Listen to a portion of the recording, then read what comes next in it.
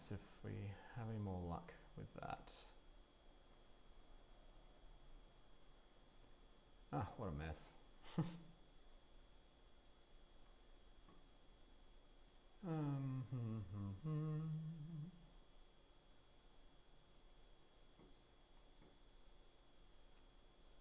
Yeah, look, I hope so too. Oh, hello. Big member has joined the chat. Let me know if it's laggy still. Like here's some movement. Let me know if that's laggy.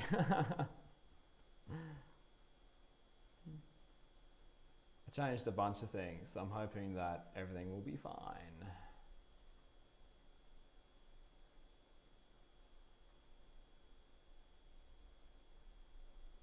Hello Xavier, is this better? Is this less laggy?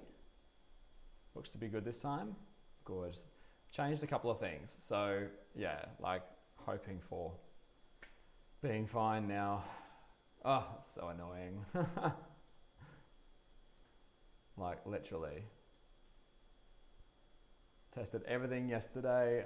Everything was fine. And then we get to today and it's like, nope. Just couldn't handle the awesomeness of the viewers jumping on.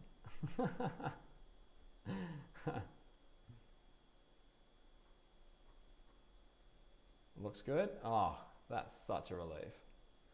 We'll give it a couple of minutes before we do anything so people can jump back on. Just got to jump on YouTube and make sure that nothing weird is happening there, considering that's the main one, you know.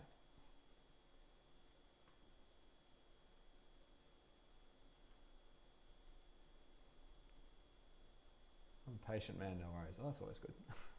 Being patient's good.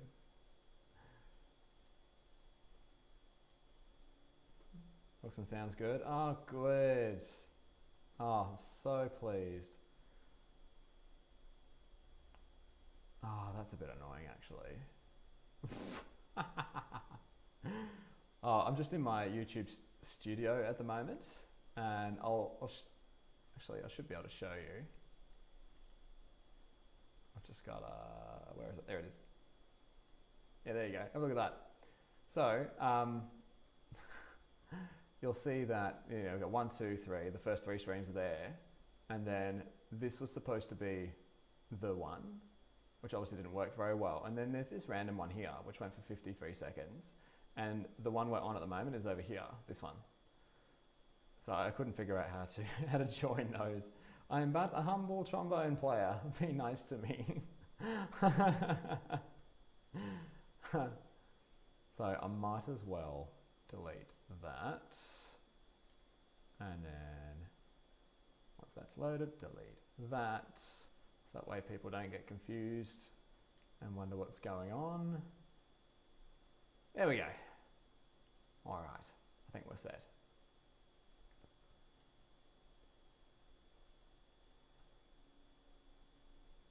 Okay, yep, that looks good. That looks good. All right. I think I'm happy with that. I know YouTube's looking fine. I'm not going to check any of the other destinations. So yeah, I'm supposedly streaming to like Facebook and Instagram and Twitch at the same time. I don't know. Let's just roll with it.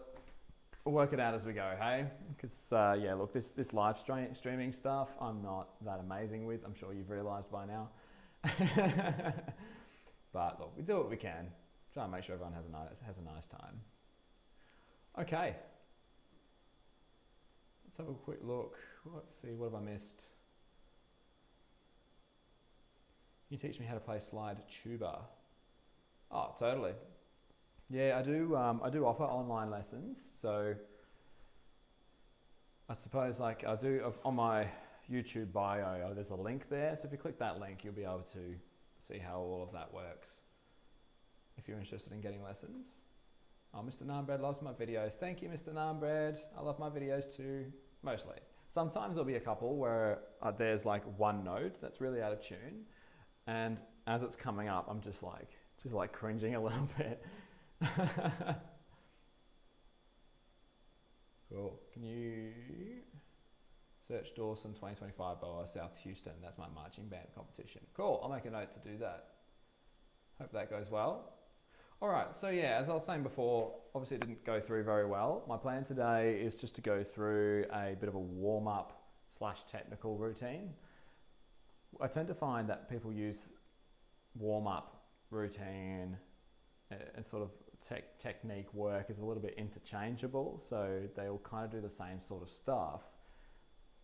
But yeah, I don't know. So, because like warm-up for me is getting to a point where you're happy to do your main playing for the day. But then if you're doing exercises that are targeted specifically to work on areas of your technique, you wouldn't necessarily want that part of your warm-up because you're not warmed up, right? You're not warmed up ready to play everything and ready to go. So for me, it makes sense to do a warm-up and then you focus on the things you need to work on. So whatever you do in your warm-up, that's entirely up to you. You don't even have to do a warm-up. Again, that's up to you.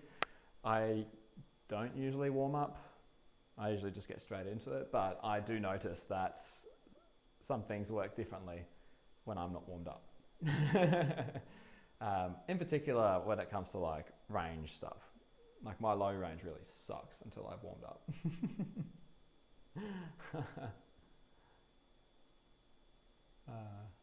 All right, so let's get into it, hey? So the very first thing that I would like to do, trombone related, is long tones. And long tones is something that most people find pretty tedious, a bit boring, not very exciting, because you're just sitting there playing long notes. It's not the most exciting thing in the world. What it does do for you though, is it really focuses in on, is your air good? Is your embouchure good? And are those things set, strong and consistent? If you're ticking the box there, you're getting what you need out of the exercise. So we might do it, just thinking the format. Let's do it where I'll start sort of mid-range and work down. And then we'll go up to the next partial, work down, up to the next partial, and work down. And there's a few different ways you can do it. You can do them like 2 beats each, 4 beats each, 5, 6, 7, 8, whatever. I like to do 4 beats in like a 5/4 bar. So I have 4 beats of the note, 1 beat to take a great breath, and then straight into the next one. I feel like that makes the most sense. And it also means that it's a bit more rigid, you can easily follow it and so on. All right, so might start on F in the staff and work our way down from there. I'll just do roughly 4 seconds. Like I haven't got a metronome or anything. When you're doing it by yourself, metronome, definitely do that. Help you stay in time and keep everything set, but I'm not going to put my headphones on just for the metronome. So we're just going to go straight into it from there. Okay, so less talking, more playing. Yeah, we'll go F chromatically down all the way to, should we go into pedals? To pedal B flat, there we go. So we'll go, and then we'll start on B flat. Let's go B flat down to pedal B flat, F down to pedal B flat, B flat down to pedal B flat, and then we'll move on. Okay, here we go.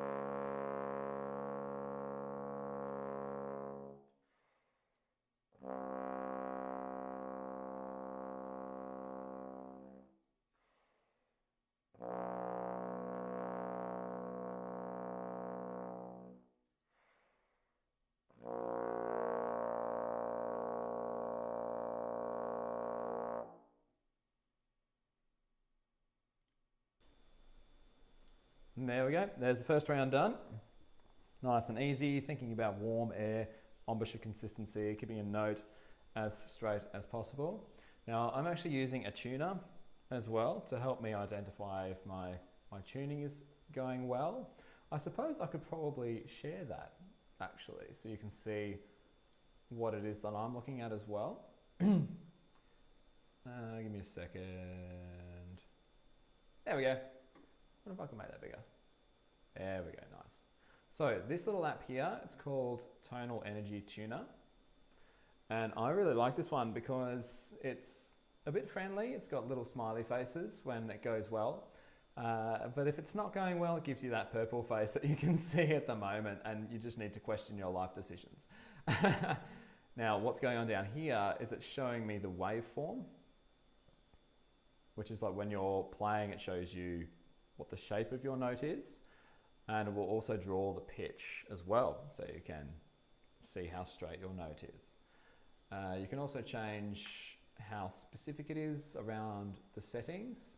For example, I've got mine set to medium, which is plus minus 3 cents, which is already quite small. So I'm going to leave it set to that. You can go wide for 5 cents, but I'm going to challenge myself a bit and go medium. All right, so now I'm going to go to F, and we're going to work our way down to the next F.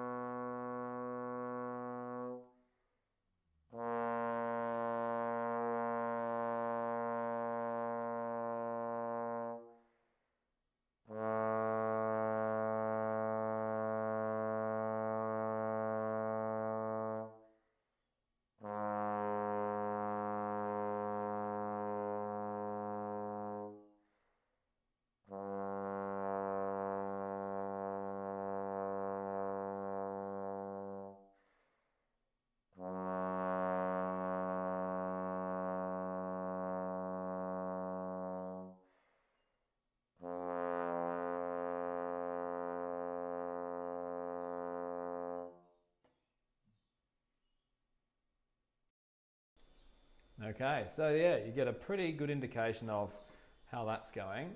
Now I can actually freeze that. Now how do I, oh, no, we don't want to see more of that, we want to see less. There is a way to scan, not scan, but move. Oh well, can't work it out right now. There's a way you can go back through the history of it and see and analyze everything as you like. So yeah, so for me, like, well, concerned's not the right word, but there's a lot of movement in the pitch, and whilst it's still within like 3 cents, which is nice most of the time, except for the articulations as it turns out, I do need to work on trying to smoothen that out a little bit. So maybe I need to do some more long tones. Comments, but not forget about you guys. It's not just me talking to nobody.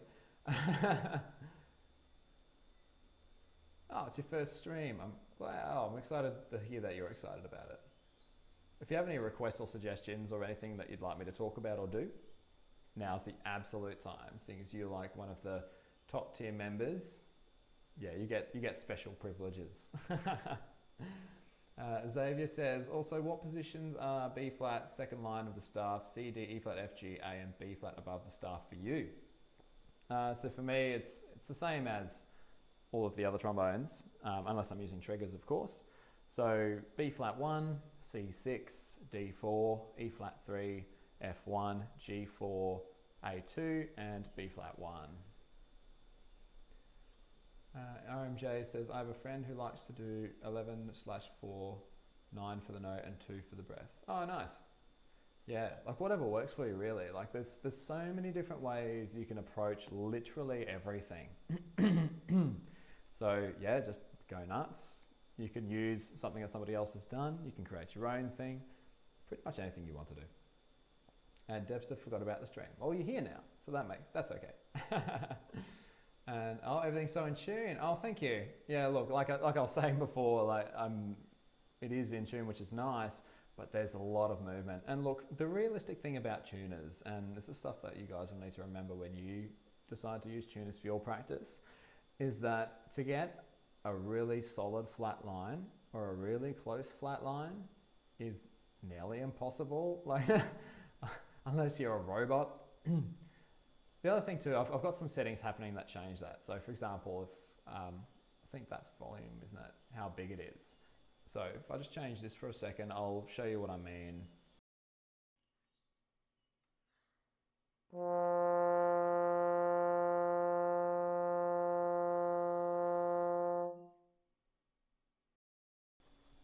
So that's just amping up the volume and the changes of the actual waveform. So if you look at it there, it's like, you know, there's a lot of deviation there, but if I actually just make it smaller, it looks a lot better. Oh, look at that, it's so amazing.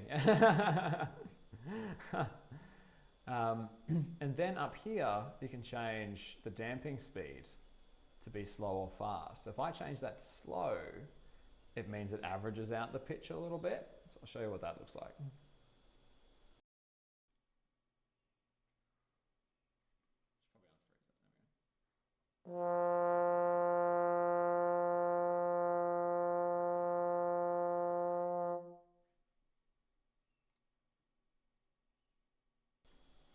So you can see that's a bit nicer, but if I then go to fast changing, it does it again.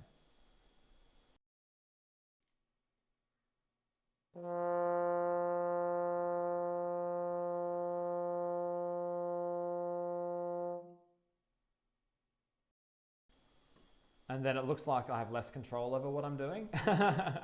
Just reacts to things a bit more quickly. I think normal is used for most purposes, so that's what I like to do. So, and the other one too, like the greenness I can change based on this. Like if I were to go to ultra fine within 1 cent, I don't think I'd get much green.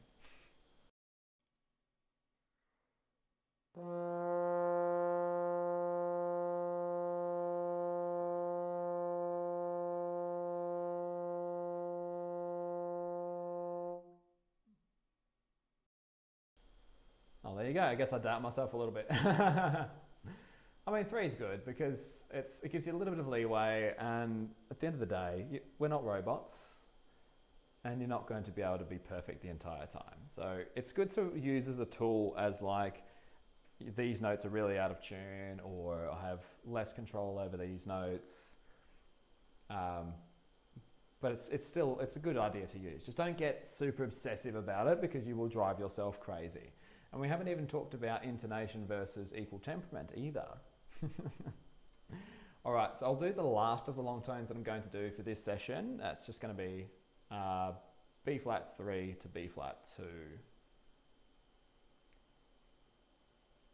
Oh, Sir Tony the Third, hello. Tuning, yes, that's right. So I'm taking everyone through just a warm-up routine / technical workout routine / whatever you want to call it. And yeah, the very first thing's long tones, and I thought I would show everyone what we can do with our tuning there as well. So yeah, here's the last set, B flat through B flat.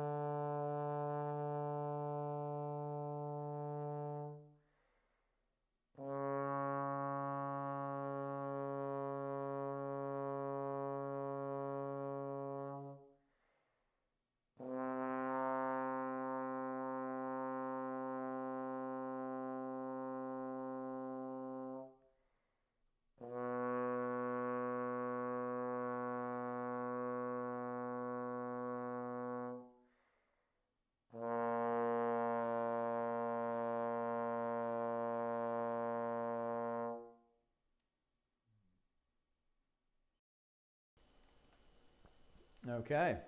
So yeah, I think I need to do more long turns.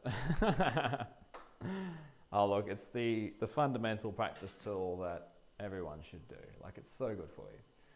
And I could feel on some of those notes, whether that was just from a bit of nervousness or just my lips or my embouchure just not quite settling, or my airs just a little wobbly. You could see that my pitch was sort of going a bit all over the place. So the good thing is for me, like if I'm looking at this for like my personal, my personal perspective, my practice and my goals, for me, that looks to me like I need to work on that.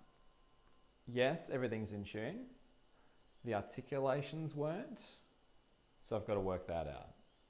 Because you would have seen that when I was starting each note with my articulation, sometimes the note started flat and then came up, and other times it was sharp for the articulation. So that's an area of focus I need to work on. And look, as far as my sound is concerned, like I'm fairly happy with the tone, but I can hear it's a little bit unstable on some of those notes. So again, long tones, great option for fixing that. Okay, Tony's going to be back later. James's strike zone. Hey, not sure if you remember me, but I'm the person who used to comment on the arabesque video. I know a lot of people called James, so so maybe not.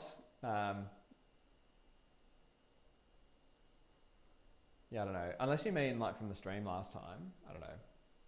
But anyway, welcome. Lovely to have you. So next thing we're going to move on to is some lip slurs.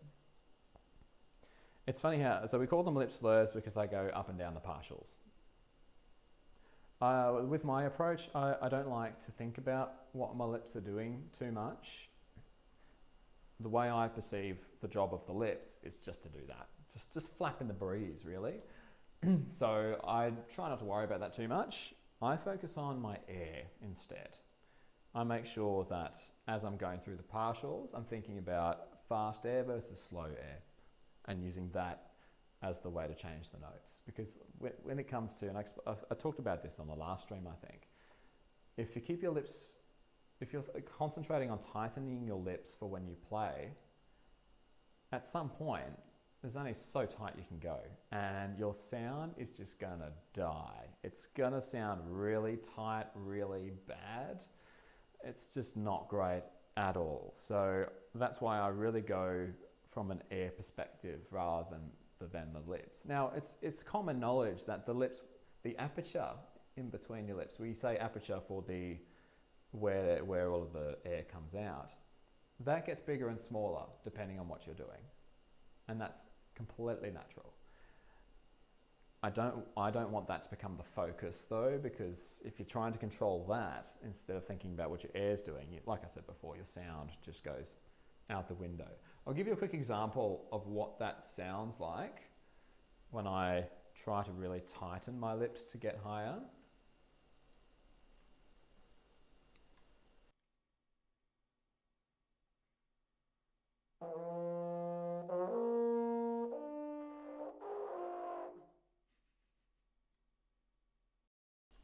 So as you can hear, that was absolutely disgusting.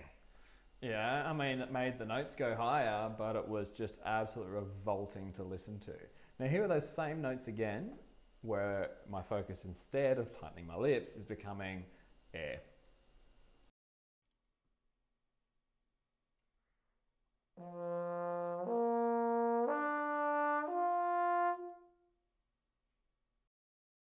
Much nicer. Much nicer. Okay, let's see. What slide position is B up to B? Second line up to above the staff key of B flat. Oh, I said that for you before. So B flat's first position, and then you go C in sixth position, D in fourth position, E flat third, F first, G fourth, A second, and B flat first.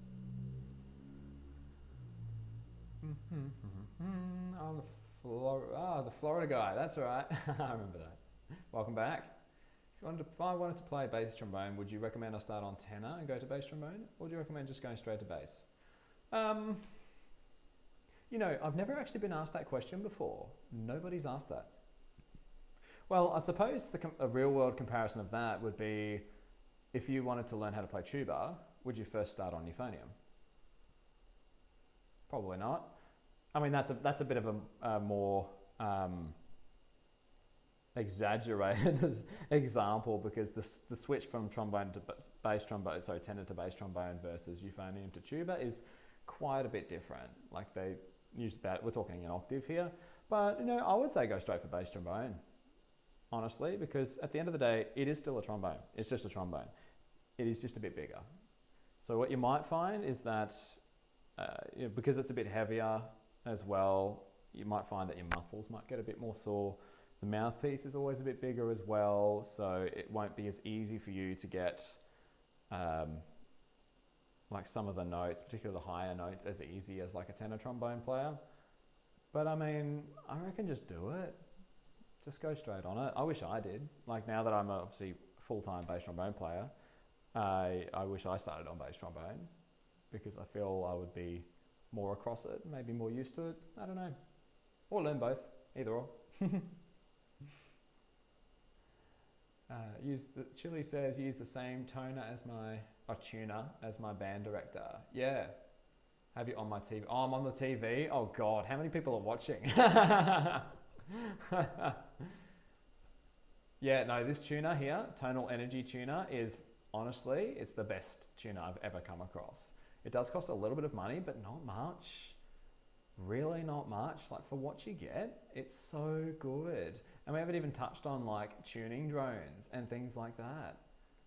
You get the big tuner here if you like. Tuning drones, like I said, you can get it to play the scales for you as well. Oh, it's just so good. Highly, highly recommend. Lip slurs, yes, we'll be doing those in a second. So much better. Yeah, the sound was much, much better. Oh, Chili's the horn player. Nice. So for trombone, probably horn. French one's the same pitch as trombone and a higher register a lot. Yeah, that's true. That's true. So if you like playing lots of high notes, then horn's probably the better option. But if your goal is bass trombone, I would just start bass trombone. Yeah. Yeah, the tune is amazing. All right, so let's do some lip slurs. We won't go too hard, too fast. Again, because this is the warm-up and we're not going too crazy, I'll probably still stick to around a second per note. And we'll start with like 2-note slurs, 3-note slurs, 4-note slurs, maybe 5 or 6, depending on how I'm feeling. We'll see. And I've got my tuner there as well, so you can all see how bad my tuning is. So we'll start for now is B flat up to an F, then back down. And what I like to do with my lip slurs, which isn't typically in the books, is to flip it, invert it. So once you're done, B flat, F, B flat, breath, F, B flat, F, and then move to the next one. I find with students that we tend to approach different pitches slightly differently. Like the way you approach an F is slightly different from a B flat, for instance. So your setup might be slightly different. So I think having the starting point for your slur at both ends is really, really useful for trying to bring everything closer together and bring everything a bit more consistent. Okay, so let's start with the first one. So I'm just going to go B flat, F, B flat, F, B flat, F, second position, okay? And we'll work my way down to as far as I can go using all of the triggers. And then we'll start the next set.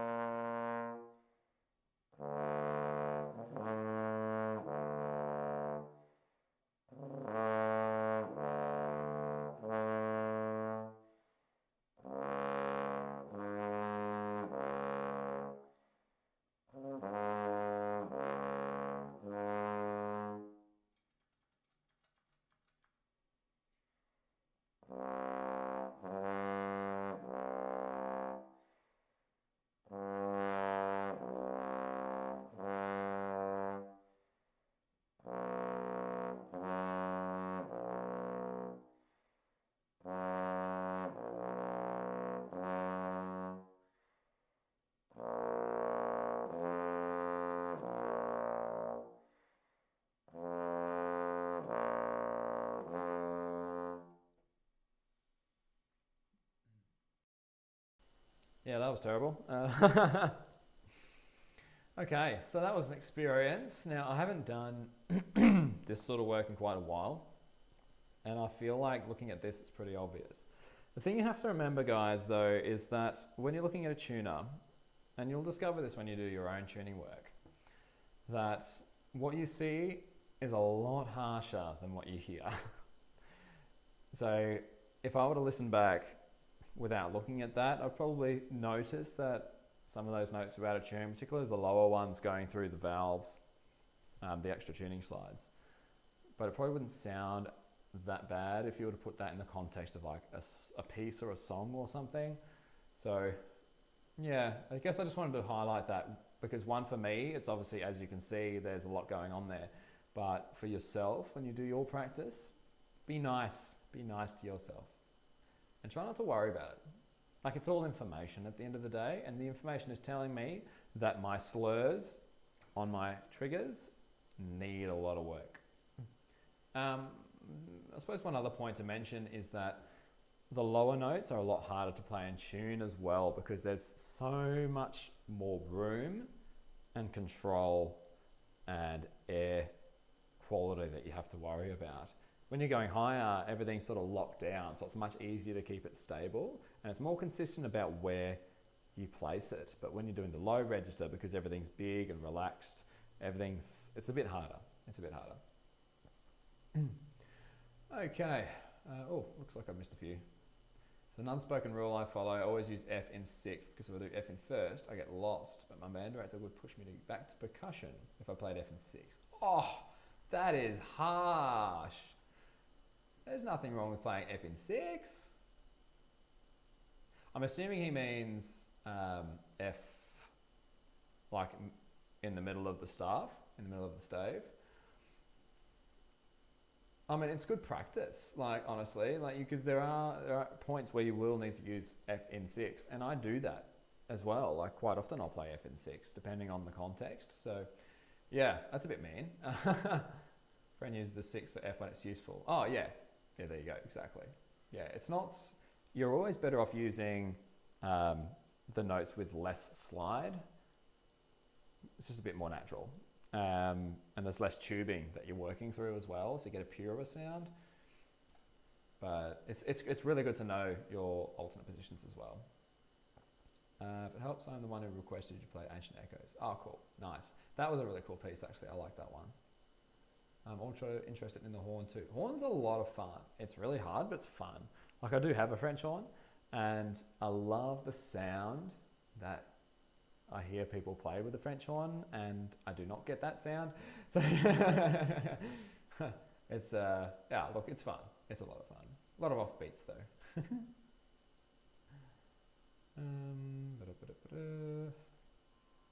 Got mad because I was in beginner class and he wouldn't let me.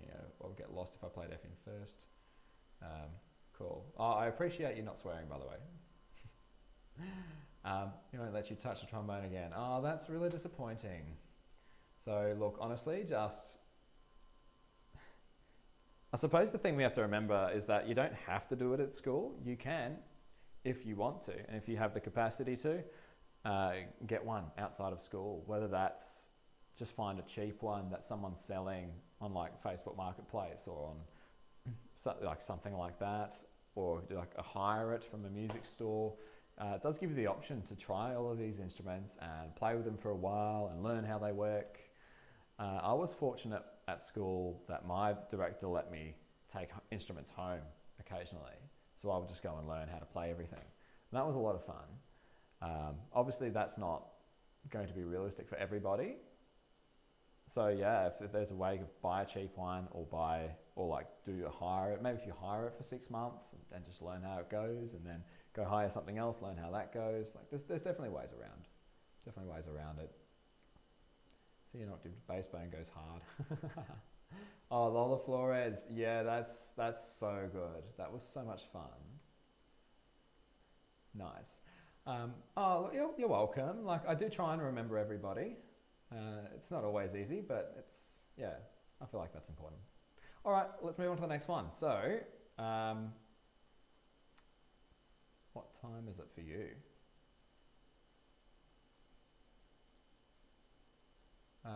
10 o'clock at night. Oh God, really? Oh, you're in New York. I do remember actually checking in the different time zones when I was trying to work out when I was actually going to do this. I did see that New York gets the short end of the stick, which is the latest one at night, which really sucks. So look, I really appreciate that you're staying up later and coming and hanging out with us. That's really cool. But yeah, for me at the moment, it's just gone past 12 o'clock in the afternoon, and that is on, what day is it? It's Monday. It's Monday, 13th of October for me. So when I was doing my timetable for schools, I tried to leave a block of time where I could just do this on a day. And luckily, I managed to find this time, which was 11 o'clock start for me, which is about just over an hour ago. I wanted to go earlier, but I just couldn't make it work, unfortunately. So here we are.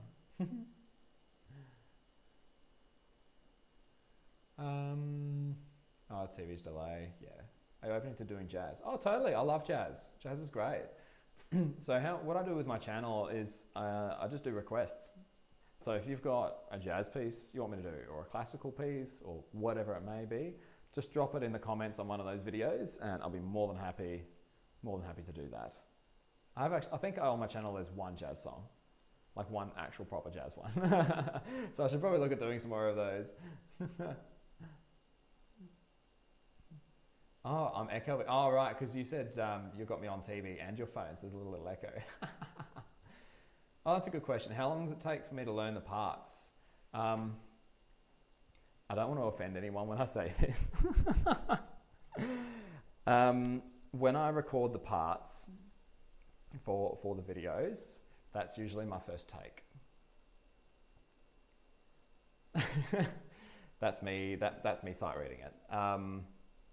There will be some things that, you know, something might not go quite well, or maybe my intonation was a bit off, maybe I was a bit late or something, and I'll go in and just re-record that little bit. But as far as the pieces go themselves, it's usually just one take. Maybe I should do that sometime. Maybe one of these streams I can do a video live for you guys so you can actually see what the process is. Oh, you know what? Maybe I'll just do that for members. Haha. There you go. That can be a special member-only feature video, how I actually do this, and you get a bit of insight as to what the process is, and watch me actually record something. Maybe that could be fun. We'll see if that works. There's the one thing that might be an issue is that,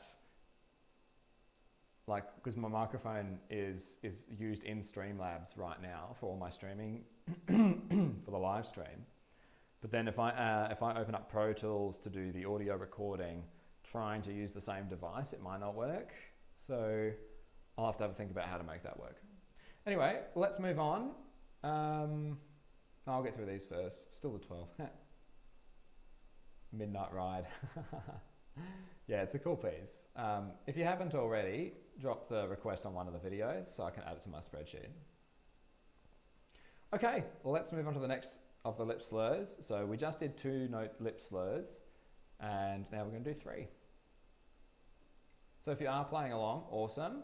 For the people in America, it's obviously getting a bit late for you. I highly recommend something like this, little practice mute. They are so good. And you can play literally any time without bothering people. So definitely recommend that. Okay, well, let's do it. 3-note slurs.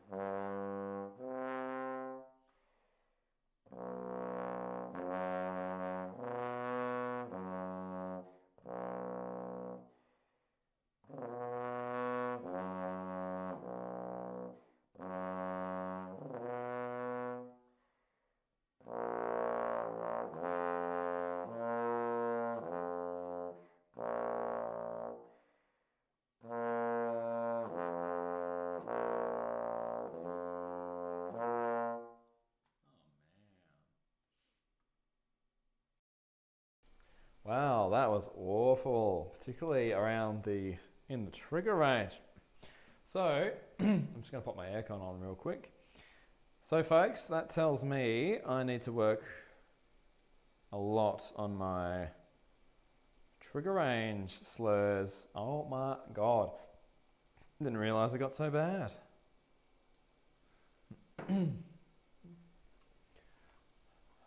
Oh, what have I missed? You know, I could see the chat animations happening in the corner of my eye.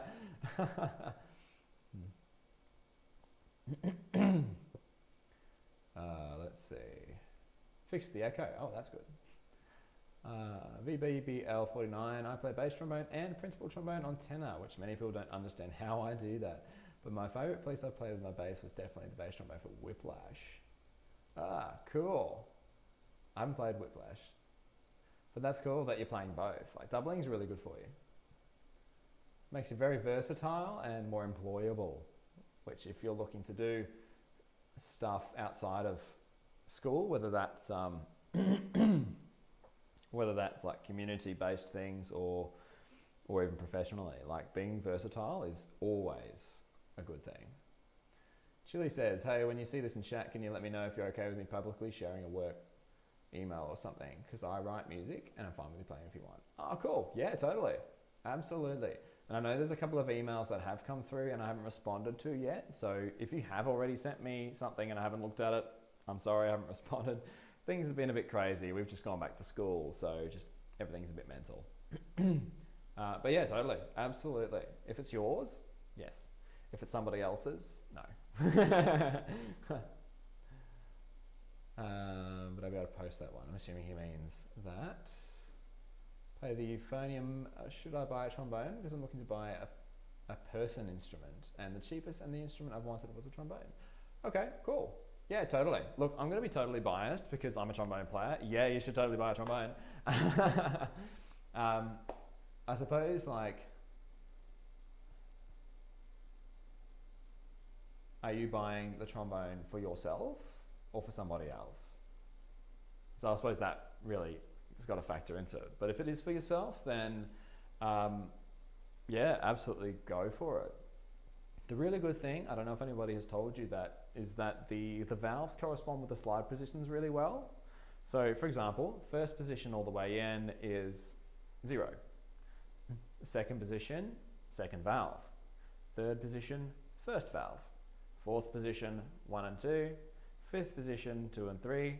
Sixth position, 1 and 3. Seventh position, all 3, or 2 and 4 if you've got the fourth valve. So as long as you have that little guide sitting next to you on your music stand, you'll very easily be able to work out how to play all of the notes.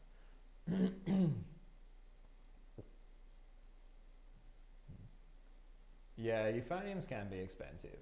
I suppose another advantage of getting the trombone is that you have the ability to play pretty much everything, because you've got marching band, you've got jazz band, concert bands, orchestras. They all use trombone, but not all of them use euphonium. So it would be, if you are looking to try and get some music work or play more in the community, it's probably not a bad idea if you're thinking about it. Mom, get a bone. Bro, what is your issue? No fighting in the chat, please, folks. I think he's just a bit passionate. French horns are pretty expensive. French horns are stupidly expensive. Like, oh my God. Rail riffs. That's a fun piece. Aggressively kind, second rail riffs. Rail riffs is fun. I like rail riffs. Oh, Chili, don't doubt us trombone players, bud. The trombone can get pretty high. Depends on the player, really. Like, it's if you have an amazing player, then they can just keep going up and up and up and up. It's really, as far as brass instruments go, it's kind of determined by the player as to how high you can go. And then the size of the mouthpiece certainly helps. Tyner, on the opposite side of the world, I believe you have a hard time responding. Yeah, I do. And because I'm not just doing this either, because I'm also doing, I'm also teaching at 2 schools. I do private teaching,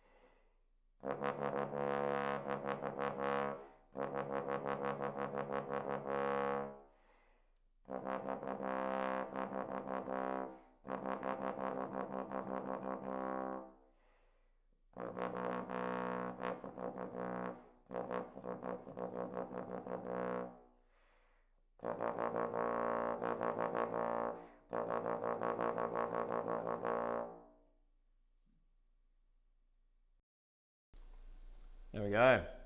It's interesting, isn't it, that the valve stuff is harder, particularly down low, than the open. Like I found pedal B flat so much easier than C and B.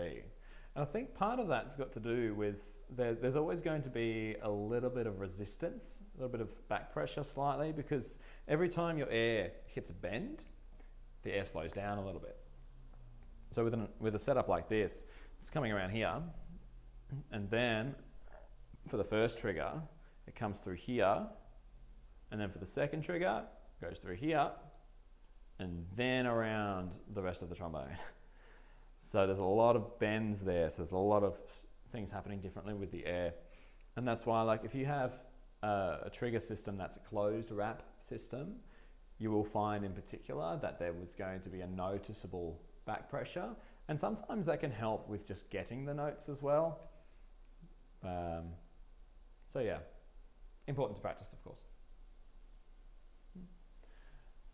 All right, what have I missed? I'm sure there's, wow, okay, there's a lot. I'll just quickly skim through, see if there's anything I actually need to comment on.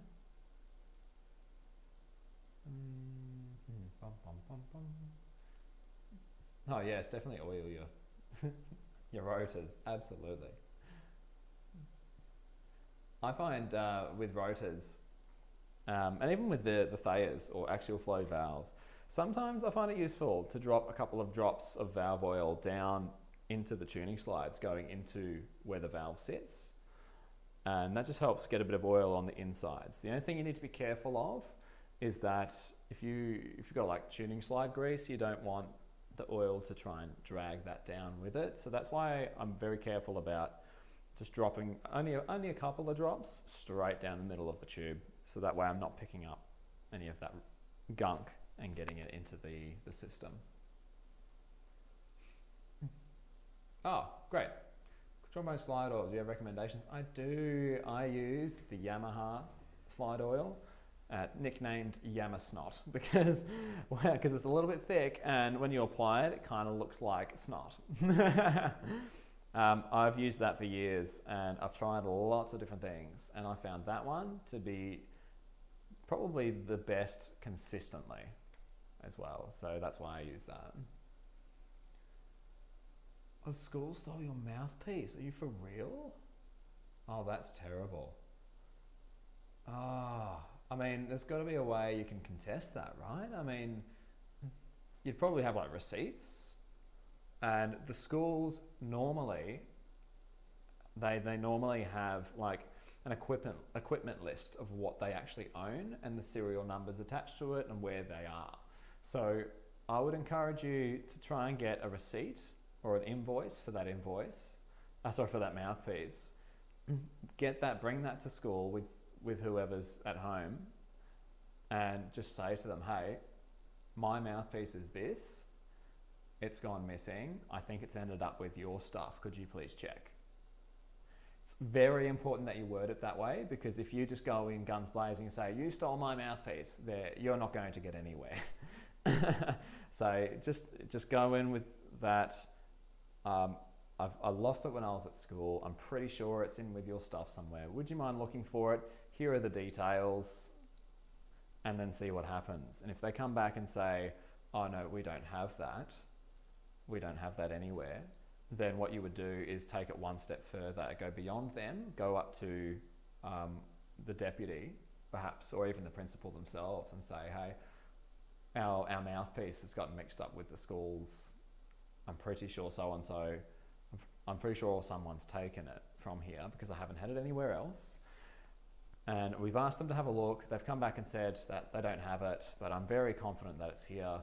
Would you mind just getting them to check against their equipment list for that mouthpiece? And then from there, if we'll see what happens. And if still nothing turns up, you could then request that you have they locate each of these things, these physical things, and show you and tick it off on the list. Like do a stock take. Request for them to do a stock take just to double check in case maybe it's just got mixed up somewhere. And if they still come back with nothing, there's nothing you can do. And you'll just have to buy another mouthpiece. But that's what I would highly recommend you do in that situation, because you don't want to go in aggressive and guns blazing. It will get you nowhere. It will get you nowhere. But yeah, you definitely, because mouthpieces are expensive, definitely look into that. Standard Book of Excellence. Oh yeah, I've used that before. Remington every day for warm-up. Excellent. Everyone should. And at the back of the book, it's got a sample practice routine. It's so good. Radic stuff like that is the musical secret to good playing. Oh, absolutely. Yeah. And this little session today is showing me that I need to try and dedicate some time to working on my fundamentals. Particularly around my intonation on those slurs. That was a bit scary. Oh, flutter tongue. Flutter tongue's an interesting one. Like there's some people that can just do it, and then others that just can't. And trying to explain to somebody how to do it is just, I've never had any success with it. So it's like, brrr. I mean, that's what you do for flutter tongue. Brrr. But then explaining that, I wouldn't even know where to start.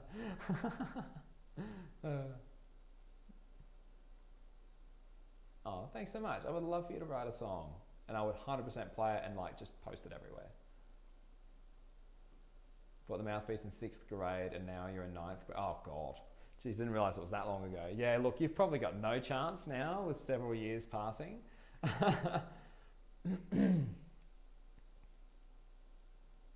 Yeah. Oh, that sucks.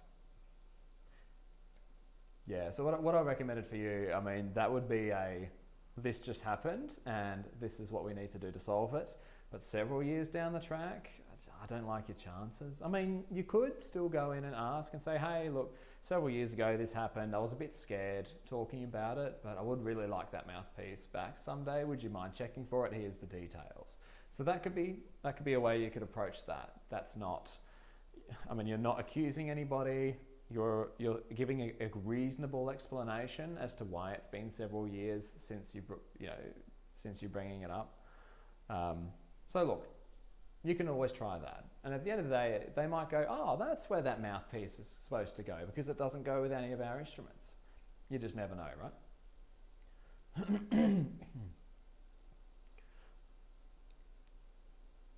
Oh, hang on, what?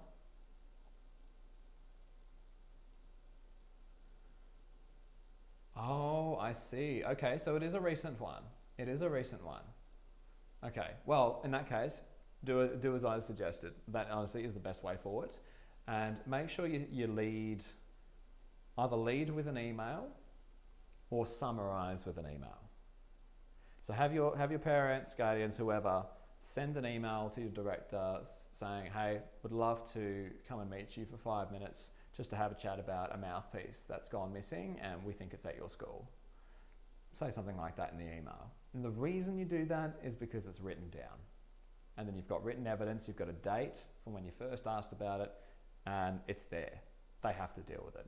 And then there's no chance of it being like, oh, you never said that. Oh, that's not what I heard. Because it's all written down, you can't dispute it. So 100% send an email and just say, hey, can we please have a chat about this? These are the details of the mouthpiece. Please let us know a good time, a convenient time for us to come and meet about it. The only other option is you to have a chat about it, and after you've had the chat, send an email saying, hey, thanks so much for having a chat about my mouthpiece. It's a shame we couldn't find it. It's, here are the details just in case it turns up, stuff like that. Again, so that it's written down, you've got a record of what's said and what happened. Thank you, Chile. Appreciate that. Okay. Look, I'm not that cagey about my email address because at the end of the day, it used to be my personal email address, but now I'm moving it away from that email to a different email, and this is going to be specifically for YouTube. So go nuts. Well, don't go nuts. If you start spamming me, I'll just block you. But but yeah, that's my email there. All right, let's keep playing. Hey, we just did B flat through to pedal B flat, didn't we? So next up is F. Sorry, I'll stop trying to talk so much. I get distracted.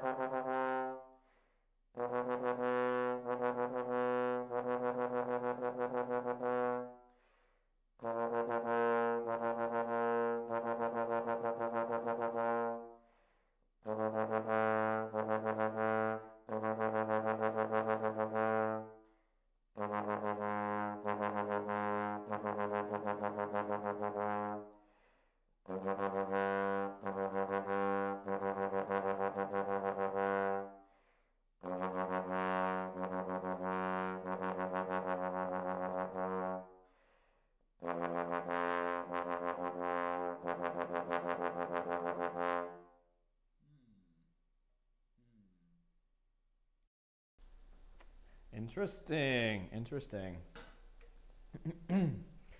I found that to be a lot easier than the lower range. It's like I was saying before, it tends to be easier to lock in your intonation with the high range than the low range.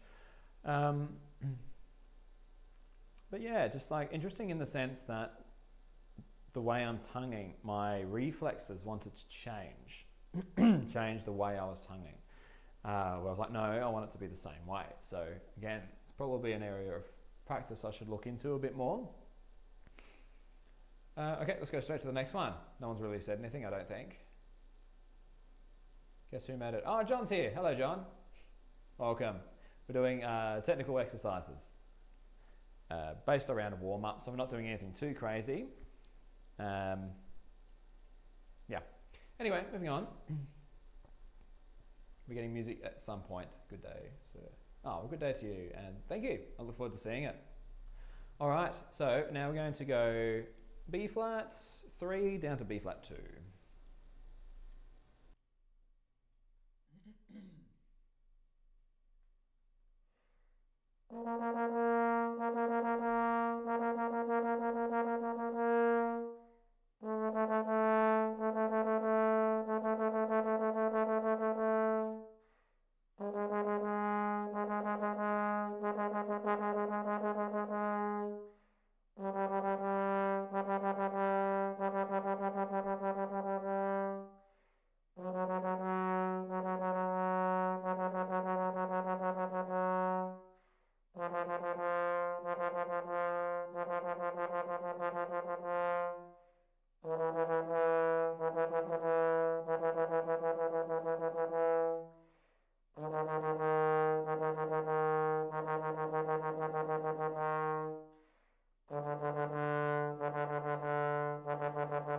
And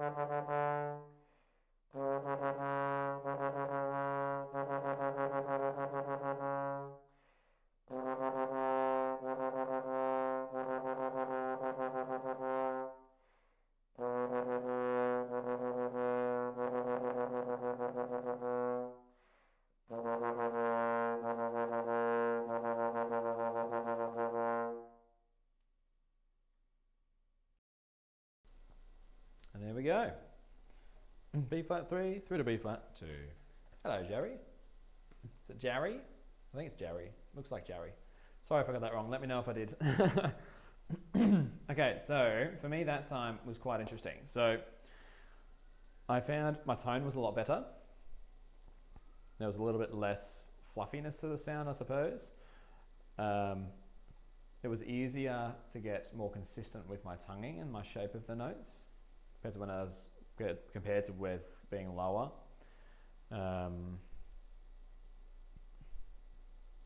Yeah, and I suppose just like something I touched on earlier was on the slurs, was where you set up. So if you're setting up like playing, you know, da da da dum versus like da da da da dum. Excuse my bad singing. It's the way this all sets up is a little bit different, whether you're conscious of it or not. And the goal, I suppose, is to try and get it all the same, or at least very minimal change as much as possible. And I know there's people out there who really talk about the shift and the direction your air goes in the mouthpiece. And if that works for them, that's fantastic. Not to say it's wrong. Like there's lots of different ways to do things. There's lots of different ways of approaching different things, and things work differently for different people. For me, I like to try and bring it back to keeping everything as efficient as possible and as much the same as possible. Because when I need to be flexible when I'm playing, whether I need to move out of the ranges quickly or there's big interval jumps, I want to make sure that there's very little movement so I can be as efficient as possible. Because imagine trying to do like octave slurs or octave jumps with a shift, or having to do that quickly. You're sort of like, you know, doing this with your head, whether you do it with your head or whether you're like changing your instrument or where your direction of your air is going. Just thinking about that, I feel like that would be quite inefficient versus trying to bring everything in together. So I don't know, like there's always going to be a little bit of a shift. There's always going to be, you know, lips tightening and loosening. It's always going to be there. But choosing what you focus on in your practice to make you the best player, that's more important. So yeah, anyway, what I did find interesting was that my low B flat was so sharp, and I had to remember to really relax my air for that. And I should touch on that actually. I like to think of three main categories that affect your tuning or your intonation. Number one is equipment. And that really comes down to tuning slides.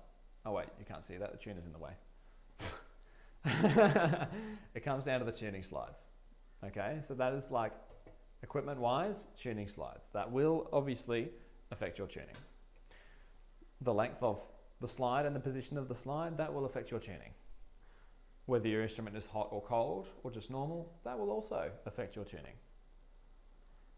You're sort of limited in what you can control whilst you're playing. Like while you're in the middle of playing, you can't really touch your main, just pretend there's a main tuning slide here.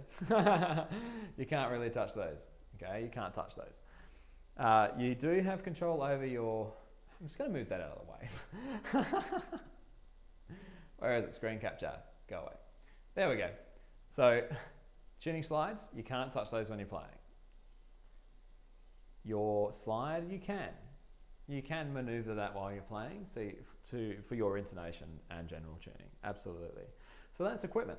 Oh, and of course mouthpiece as well. So the size of the mouthpiece, for instance, alters how much of your lip is going to be vibrating, alters how you set your embouchure. So that all sort of gets in there, but I don't like to talk about that too much. It's more about what can you actually control based on your current setup. And that's tuning slides and this slide. Or if you play a valved instrument, you've obviously got your main tuning slide, but you've also got your valve slides as well. So double checking that those particular valves are in tune according to the fundamental pitch is a good idea. After that, air. Air is probably the biggest one. Is your air fast, slow on any given note? And that will affect your tuning. If you're trying to play a B flat and your air's too fast, guess what? It's going to go sharp. If your air's too slow for that B flat, it's going to go flat. But not only the speed of the air, but you've also got the air pressure as well. Like if you've got good air pressure and you're filling the instrument the entire time, then that's obviously a really, really good thing. If for whatever reason that you're not filling the instrument full of air, your air pressure is not there, that can also affect your tuning as well. A great way to test that is a hose. If you take a hose, like garden hose outside out the back, and you turn it on to full water and just hold it horizontally, it's going to go like that, right? Because there is pressure there. But as you turn the water down and decrease the pressure of the water, it's going to dip quicker, therefore flatter if we're talking about pitch, okay? So that's something else to be mindful of. And the third and final category for me is embouchure. And that for me is a no-brainer. Like it's almost as obvious as air. Well, actually, air's not always as obvious, but embouchure kind of is. So, for example, if you're at school or in band, whatever it is that you do, that's music related. If you see people playing with like puffy cheeks, for instance, that's going to really affect your tuning. If their embouchure is set and strong, that's going to be a really solid base foundation for good tuning. For example, what I find is students who play with puffy cheeks, they always play flat. As soon as they start to engage their embouchure muscles, the pitch rises to being in tune or sharp, whatever. But we can always adjust the equipment side of it some other time. It's more important to get the correct embouchure, of course. So not only are we talking like engaged muscles versus puffed and not, there's also what's happening here in your lips. So for example, if your lips are too tight, like if you set your lips really tight generally, what happens to your pitch? What happens to your tuning? It goes up. Yeah, it goes really, really sharp. And the flip side of that is if your lips are too open, it goes flat. And potentially less focused as well. And obviously we don't want that. The only other option that I can think of right now is simply how large is the aperture with respect to your embouchure. Like, are you trying to keep your lips super wide and open all the time, or are you a bit smaller? Because those things will affect your tuning as well. So look, it's not all doom and gloom. There is a lot of things that can affect your intonation and just basic level of tuning. Just focus on the things you can control in the moment and what you can do to set yourself up for success. So for instance, tuning slides, you can set those up before you start doing any major playing or any major practice, and you can reliably know that my instrument is in tune. Assuming that your air is good and that your embouchure is good. Set your equipment up to be as in tune as you perceive it to be across as many pitches as you can. So if you're ever unsure, B flat's obviously the best one for tuning. Tune both B flats. See where your tuning sits on a low B flat and see where it sits on a high B flat. They should, technically speaking, be the same. So if they're different, that means there's something going on with your area or embouchure. But just try and find a happy medium, because you can pretty much guarantee that all the notes from the low B flat to about halfway are going to sit at, let's say that your low B flat sharp and your high B flat is flat. Let's just go with that for a second. So everything from your low B flat to your F is probably going to be a bit sharp, and everything from your upper B flat down to that F is probably going to be a bit flat. So finding a tuning that's going to be good there is really important. Embouchure, making sure that this is always set and it's set strong. Again, that's something that you can set and forget. You don't need to concentrate on that. It's done. And for me, like I said earlier, with my lips, they just flap in the breeze. I don't focus on them at all. So that's another thing I don't need to think about. So as far as my embouchure is concerned, the only thing that could be possibly affecting my tuning there is if I'm perhaps a bit tight or a bit loose when I'm going for the different pitches, because I know that's fine, and that's just less I need to think about. Air is a tricky one. Making sure your air pressure is always good. Another thing you don't have to think about. The airspeed thing, that's the tricky one. Trying to find the right spot, the sweet spot for all of the notes. And as long as your embouchure is set nice and strong and your equipment is consistent, then all you have to think about is your air, and that is it. And you will hear directors and teachers say, oh, it's all about your air, it's just your air this, air that. And they're absolutely right, it is. They just forget to mention that these other parts as well, that if you sort them out and are a bit consistent about your approach with them, you don't have to worry about it. And you can just focus on your air. Anyway, I spent way too much time talking about that. But look, I think it's important that people know and understand that. And look, there's always going to be people that agree. There's going to be people that disagree. There's going to be people that have different ways of explaining it or different ways of approaching it, or they were taught something different. The thing we have to remember is that in a way, most of the time, everybody's talking about the same thing. They're just using a different language. You know, for example, if we're talking about tightness of sound, somebody might approach that with, oh, your air's just too fast for that, you need to relax your air. It could actually be the embouchure that's the problem. So a different teacher might say, oh, you just need to relax your lips a little bit. And that might solve the problem as well. It's just a different way of thinking about it. We're all just trying to do the best we can. I think that's the thing to remember. Okay. Has anyone, actually no one's really been saying anything. Has everyone just been like super interested in what I'm saying that no one's typing? Is that what's happening? Or is everyone just like switched off and they've fallen asleep and that's why they're not typing? Look, it could be either, right?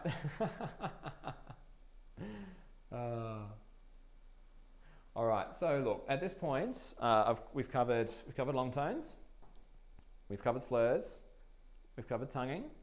There's like so many different areas of playing that we could potentially work on, or I could demonstrate as a good option to add in your routine. I suppose we could do range next. That might be the next logical step.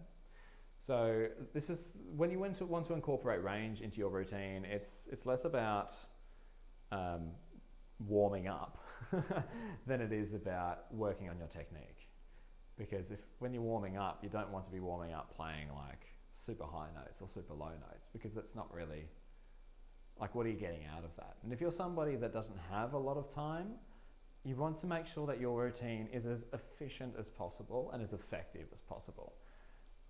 So save stuff like working on range to when you have already played for a little bit and you're feeling good about your playing. I mean, I haven't played a whole lot. I'm doing a lot of talking, so I'm feeling a bit but you know, I think it's still a good idea to work on range. So I have a few different ideas about what we can do. If we're focusing on specifically like high range or low range, the way I like to approach it is not to push myself to play higher or to play lower. It's more about getting good at a specific range that's already in my range. For example, if we talk high range for a second, you know, F through to upper B flat. So that's what, F4, I think? B flat 3, C, yeah, so it'd be F4 and being the starting place up to that upper B flat. And that's all in my range, but is it comfortable? Do I feel good about it? Not necessarily. So that's for me, the goal is to get comfortable in that range. Because if I get comfortable in that range and I feel really good, and then like as if I'm just playing an octave below, for instance. Like if I'm playing, you know, F in the staff, for instance, I don't even think about it. I just do it because it's comfortable. It's well within my range and I do it all the time. Whereas the F above that, I don't see it too much in what I do. it does come up occasionally, and you know, I can play it and I feel somewhat okay about it. But the problem is that beyond that, I can get those notes out, but they're not necessarily notes I'm super comfortable with. So if I can get comfortable in that range, winning. So to work on this, what we're going to do is I'm going to use my good old friend Sight Reading Factory. Sight Reading Factory is great. And it allows you to completely, oh, this sounds like an ad. It's not an ad. It allows you to basically, or mostly, change pretty much every aspect of what they generate for you. So I'm just going to pop that up, just double checking to see if that's going to show like my shortcuts and stuff. Is there anything bad? No, there's not. Good. Oh, it doesn't anyway. Nothing to worry about. No, look, I am aware that I do sometimes get kids watching these videos and streams, so I, you know, obviously want to make sure that there's no like swear words or like inappropriate content for kids anywhere to be seen when I'm doing this stuff. All right, so as you can see, I've got F set as the lowest note, B flat set as the highest note. I've decided to make the leaps no greater than a third because I don't want to, again, this is about becoming more comfortable. And if I can get to a place where I'm feeling really comfortable about it, then from there I can expand the intervals, expand the range, and it's automatically going to be better simply because I'm more comfortable in this specific range. Time signature wise, look, let's just keep it basic. Don't need to go anything fancy. Just go B flat major.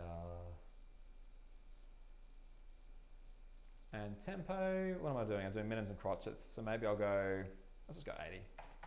Not 0.3, no. Cool. All right, well, what I'll do, I'll probably just play one, stop, chat, and then we'll just play a few in a row. Anyone said anything yet? Oh, Jerry did. Hello. We got SRF after watching your last stream. Oh, cool. How are you finding it? Are you finding it good for you? Please let me know, because like I love this thing. I think it's so good. There's so many different ways to customize it, and it's really good at targeting very specific things in your practice if you want it to, and apply goals to that, whilst also keeping everything fresh, because you're not just reading the same old exercises all the time, or just not doing any of that. It just keeps things fresh.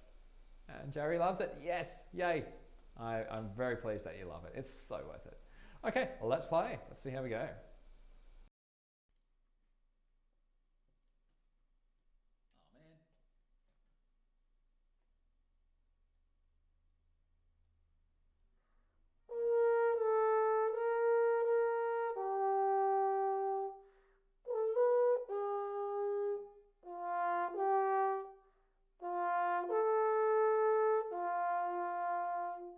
Oh, man.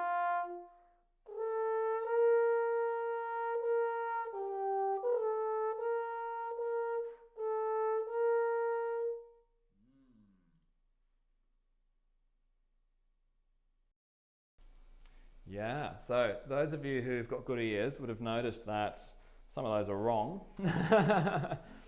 So this is a range that I don't play in like ever. Like I never see these notes. Fs I do occasionally, but anything above that is pretty rare. So,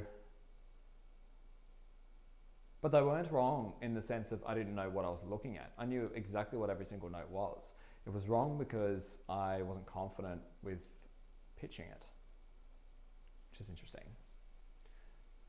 Because I know that if I were just to like smash out a note, it would be like, oh, I know what that note is.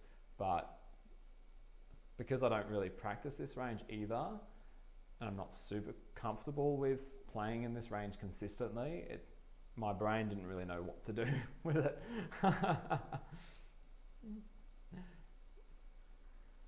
Help me start reading like 16th notes because those show up above. Oh yeah, totally. Super useful for that. One of the F sounded flat, lol. I can't say much though because I probably couldn't even do this. Look, thank you for your honesty, honestly. Yeah, this is the thing, and like it's a bit of a taboo thing, isn't it? That like when players are better than you are, or you think that they're better than you are, you don't say anything about their playing. You don't say, oh, that wasn't great, or oh, intonation was a bit bad, or that sounded a bit tight. You just don't do it, right? Because like they're so much better, or you think they're so much better. But at the end of the day, Jerry and everybody else, you've all got ears. You've all got your own opinions. Just because they can do some things better than you can doesn't mean anything. Doesn't mean it's good. Doesn't mean that they're perfect all the time. And look, I think this stream has been very humanizing for a lot of people as well, because I quite often get comments on my videos saying, oh, that was amazing, wish I could do that, you're so good, blah, blah, blah, blah, blah. And look, don't get me wrong, I love that. But I also know personally there's so much more that I need to work on. And if I had the time to practice every day and just, I'd probably be a lot better than what I am. But like, I'm not perfect. Like, nobody is. Like if you pop a tuner on during like a solo performance of something, even on YouTube, if you just play it through your speakers and pop a tuner on, for even some of the big pro players, like there'll be sharp and flat notes everywhere. Like we're all human, and it happens. Anyway, yeah. So something I may have overcorrected even, because like with my Fs, I'm usually quite sharp. Let's oh, why is it being stupid? Don't be stupid.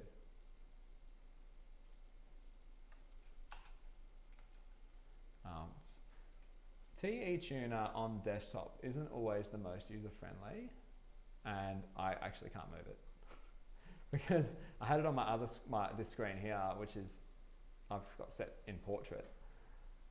Then tonal energy is like it just decided to go.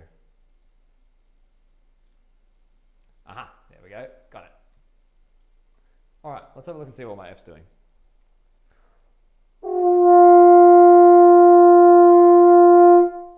Okay, started sharp, wasn't too bad.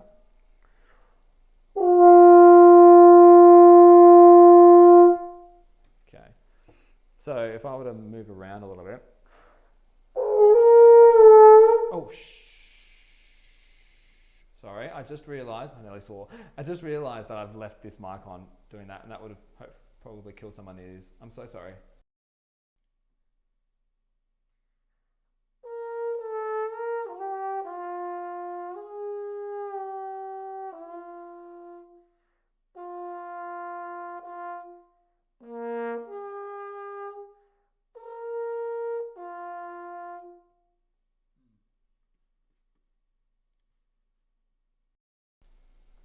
Oh yeah, look, there's definitely possible that it was flat.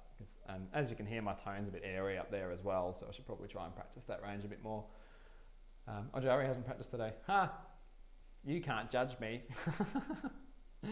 Love to follow along on my trombone, but might have to take it an octave down or a partial down. Oh, that's fine. Go for it. Well, I suppose I could do that. I mean, this is more about me demonstrating a workout, not workout, like a technical routine. But I could always bring it down. But I need to work on this range, so I might keep it where it is. But yeah, if you do want to like bring it down for yourself or play an octave down, go for it. It's like completely up to you. All right, might just play a couple in a row now, just to see how we go.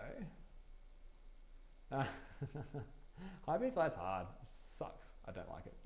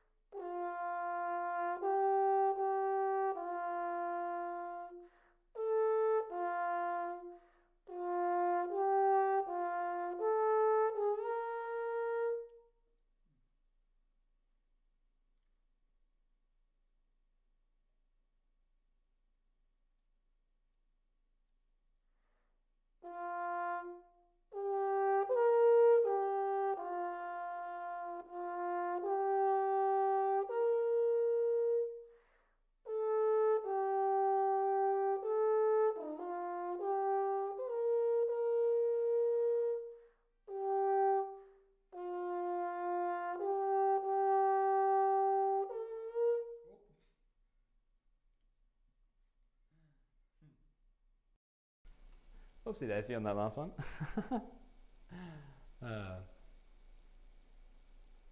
Do your lips hurt yet? No, they don't hurt. It's I can feel the muscles being worked, but I don't feel like anything hurts yet. Yeah, so look, as you're hearing, this is a section of my playing that could use some work. And look, I can definitely play higher, like there's no doubt about that. It's more about, do I feel comfortable and am I producing a nice sound? And the answer is no and no. No, I do not feel comfortable, and no, I do not feel like I'm producing a nice sound. So when I do range practice, this is how I would probably do it. And the other thing too is that if you try and, like for example, if I didn't have Sight Reading Factory and I was just doing exercises, which is totally fine, exercises are good, then I would flip open to either like a method book or a piece of music and just try playing everything up an octave. Because I think it's important not only just to like hit the notes, obviously, but use them in context. Try to make them sound good, sound musical, with good flow. Yeah. High range sucks. For those of you, if any of you are watching and you're good at your high range, I salute you, because I am not. But again, it's all about perspective, isn't it? Like, if I think back to when I was in school and playing trombone, I would dream to be able to play those notes at that standard, what I did just then. It would be an absolute dream. And here I am saying it's absolute trash. So yeah, it's all about perspective, and we could all use a bit of that from time to time. Now, to that end, about playing more melodically, I'm gonna add in some quavers. And some dotted quavers as well, why not? Just to give us something a little more melodic, something that moves around a little bit more. Because then the added bonus of doing that is then you're concentrating more on what you're reading and less about, you know, how do I get the note? How do I get it to sound better? Which on one hand isn't great, because you always want to be thinking about how you sound better, but you can use that practice some other time. If your goal is to try and play with a bit more fluency, with a bit more flow and musicality in that range, you don't want to be thinking about, how do I make this sound a bit more open? Do I need to blow my air a bit faster? Am I supported enough? You know, you're not thinking about that. You're just thinking about playing with good music good musically. So with that in mind, let's play a couple of these and see how we go. Apologies in advance if it's terrible.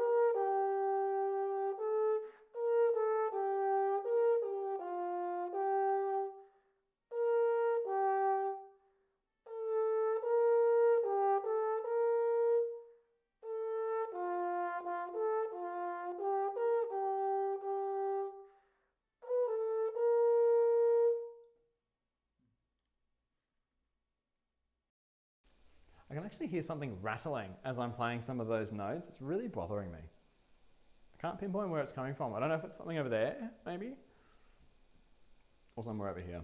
I don't know. That's me right now. I wish I could play this, but in the future I might think this sucks. Yeah, look, it's probably how it's going to go. I had this realization with a student of mine the other day, actually. So he's in year 4. when I say year 4, as in like at school, so he's quite young and he's in his second year of playing. The kid is absolutely smashing it though, like he's so good. His mum had a recording of him trying to prepare for one of his AMEB exams. So AMEB is the Australian Music Examinations Board. So I think there's other versions of it around, like Trinity, for example. What's the other one? Can't think of the other one right now. But anyway, there's these like leveled exams that you can attempt to try and get a certificate for, to say that you're at that level. Anyway, so his mum played him a video recording of him playing something from last year for one of his first exams, and he listened to it during our lesson. He was absolutely shocked at how bad it was. And he was like, oh my God, that's so bad. But back then, he probably thought it was good. And a year later, he's like, oh, that's absolutely terrible. And I said to him that this is perfectly normal. And in another year's time, you'll probably go back and listen to what you're doing now and think that was terrible. So look, if you haven't already, make sure that you take a video of you playing something.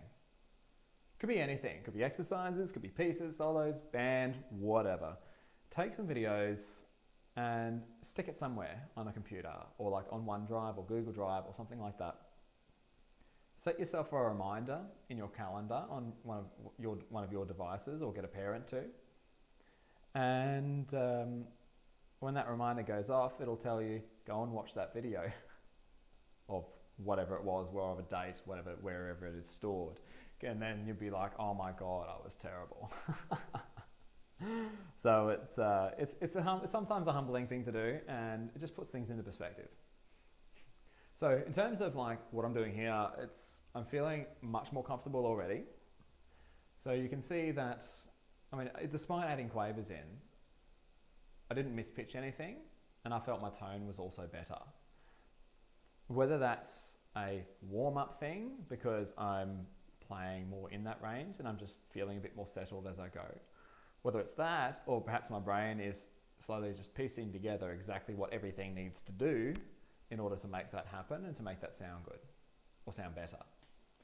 The brain's amazing like that. For instance, like next time you go and brush your teeth, brush with the opposite hand and see how you go. Guaranteed, it's probably going to be terrible. It's just like the amount of things that it gets you to do without you needing to think about it is quite amazing. It's like, for instance, like when you first started playing your instrument, you know, like, oh, in the case of trombone, oh, okay, so that's that note. I've got to move my hand there, and I've got to move move it here, and I've got to move it here. And then eventually your brain just takes over. Like your brain just gets really good at delivering that information, and then it just happens. You don't think about it. It's quite fascinating. Oh, cool. Jared's just saying he has an attitude to play for a region band that's in the key of C, so he usually goes on and practices things in the key of C. That's a good idea. Very smart, very smart.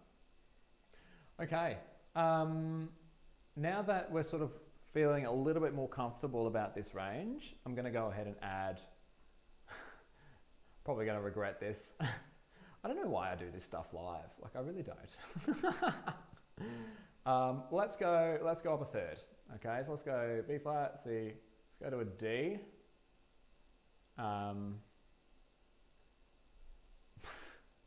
This is so stupid. Yeah. Wish me luck. But again, like it's as I said, it's at this point I'm sort of skipping ahead, because I would obviously, in my own practice that wasn't live streaming, that wasn't explaining things, I would just do it, and then I'd be doing much more before adding stuff. So this is like a very abridged version.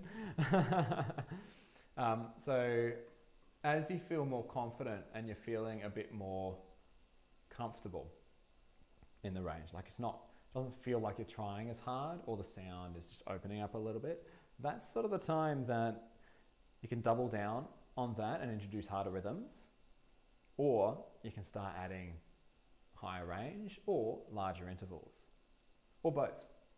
I've decided to keep the intervals the same and just add an extra major third on top. So hopefully it won't go as bad as what I think it's going to go. We'll see.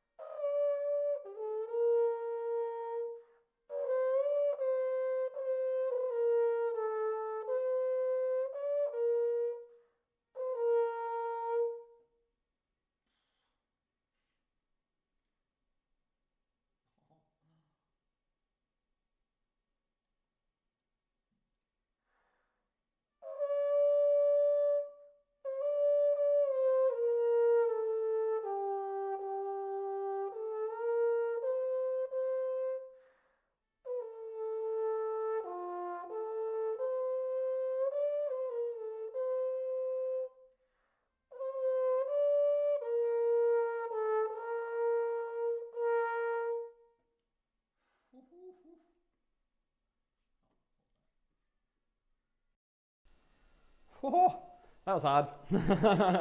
Oh my God. So something bad that I'm doing, by the way, and absolutely trying to avoid this where possible, is mouthpiece pressure.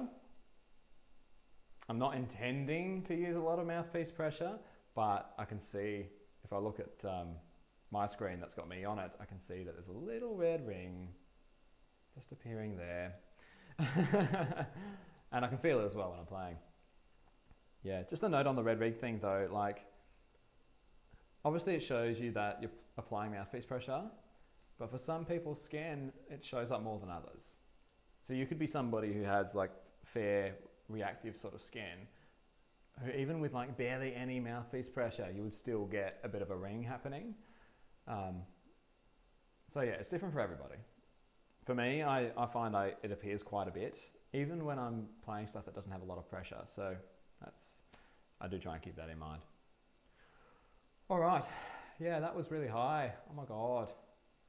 I might move on to the other aspect of our range, however, the low range. I might do this in 2 stages actually, because I don't know if anyone's playing along or not, but maybe they'll check the stream out later and play along later. What I'll do is we'll go strictly trigger range first. And then after we've done that for a little bit, then we can dive into the pedal range.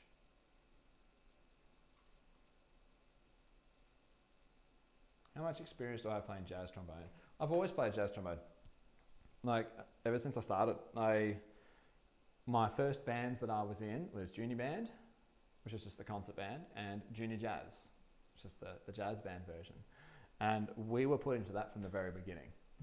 So I suppose like I learned to play jazz alongside classical throughout my schooling. When I moved out of school and started doing stuff in the community, I had joined both as well. Like, I joined a brass band, that was my first community band, and then I went to, I went to a concert band who asked me to help them out because they didn't have a trombone for some concert, and they had a jazz band attached to them, and I'm like, okay, great, I'll do both, why not? When do they rehearse? Oh, just after concert band finishes rehearsing, we go for about half an hour to an hour. I'm like, great, done. And so I went and did that, and then I moved to Perth and attended university there. And they had a jazz band as well, and not a lot of trombone players. So I played with the jazz band too. So I've played jazz pretty much the whole way through. And I've had a couple of professional jazz gigs, but it's not my, I wouldn't call it my area of expertise. I wouldn't call it, yeah, that's pretty much all I need to really say about that. It's not my area of expertise. I can do it, and I can do a good job, though I'm not as well versed in jazz as I am in classical, which was my main focus of study. Okay, well, let's do this. So if you don't have a trigger, you can only really play F and E in 6 and 7. Oh, 6, 7. But if you do have triggers, then you can play everything. If you've just got one trigger, the B is a bit of a struggle because as you go out in the slide, positions get longer and you actually can't play B. You would need to reach further. So you can lip it down or you can false tone it, up to you. I'm joking. No, you know, actually, just before we do this, I do need to talk about this because this is really interesting for me. So the whole 6-7 thing, right, started in America, I feel like 6 months ago. Like, I feel like it was a while ago that it popped up in America. And it wasn't a thing in Australia. Like, no one was doing it, no one was saying or talking about it. And I'm like, great, we've managed to avoid it. But then this week comes around. And on Tuesday, was it Tuesday? Yeah, in my band on Tuesday, they started doing it. I was like, no, surely not. I'm like, okay, or maybe it's just them. Maybe they've just stumbled across it. Wednesday morning, different school, different band, they started doing it. I'm like, no, this is 2 schools in 2 days. This can't be right. On Thursday, in my beginner band, they did it too. But I was already at the school, so that's less surprising. But my 7-year-old son did it when he came home from school that day. I'm like, you've got to be kidding me. And then that superstar trombone kid I mentioned earlier, he did it at his lesson on Saturday. I'm just like, you have got to be joking. Like, to go from 6-7 being around for ages to literally in 1 week, they're all like going for it. I'm just like, oh my God, this is so bad. I don't know how. It's like the virus has spread finally to Australia and now we're dealing with the 6-7 stuff. And like, I know some teachers are getting like super frustrated and just like flat out just banning it. Otherwise they'll get like timeout and things like that. And I'm just like, oh, that's such an aggressive way to deal with it. But for me personally, I'm like, I don't really care. I mean, it's a bit cringy. It's more than a bit cringy actually. And maybe that's just me getting old, but like, I'm just like, ugh. But sometimes I'll play it up a bit. Like, for example, I'll say to someone, oh, what's after bar 5, guys?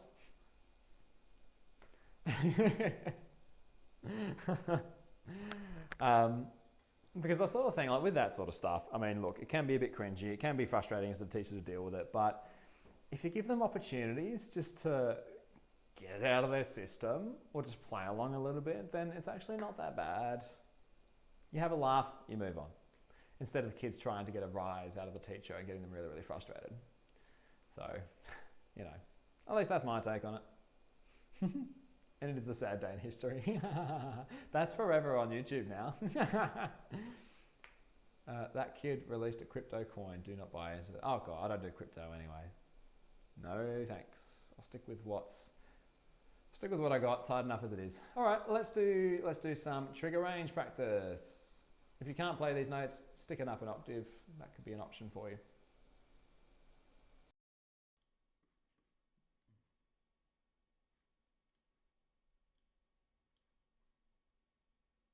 Oh, I was supposed to turn the quavers off. So I realised I didn't turn the quavers. Or should I say the 8th notes off? Americans.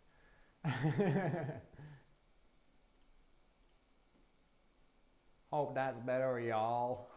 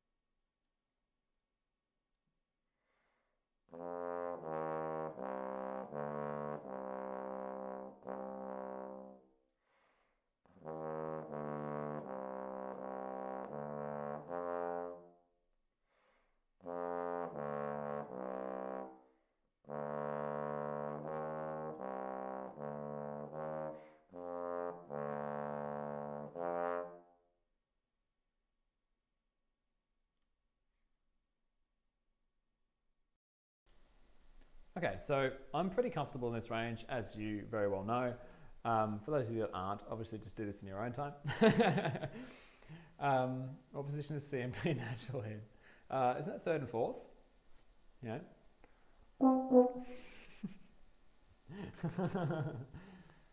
Band Nerd says, hello Band Nerd. I can't wait till I'm in college and finally get to try a bass trombone. Oh, honestly, they're the best. So much fun. I actually did my first year in uni on tenor trombone because, you know, as a kid at school, normally you just get a tenor trombone and that's it. And when I went to uni, I met the bass trombonist there. He was the only one, and we were hanging out a fair bit, doing like lots of practice sessions and things. And I'd always liked bass trombone. Like I liked playing the lower notes, and he was like, "Oh, you should try bass trombone." I'm like, "Oh, okay." And then he let me have a try of his, and I was like, oh my God, this is so good. And he was so excited about it, and he was also really, really good. So that was a really smart move for me. Then I did my audition on bass trombone, got in, and the very next year I bought myself a bass trombone, and off I went. It's a lot of fun. All right, so anyway, yes, obviously super comfortable with that. So again, the goal here is to play things very comfortably. And once you're feeling more comfortable, focusing on the musicality, the flow, the phrasing, and to that end, I'm going to throw some quavers in and really go for good phrases at that same comfortable range. Oh no, Jerry. Yeah, I definitely cheated.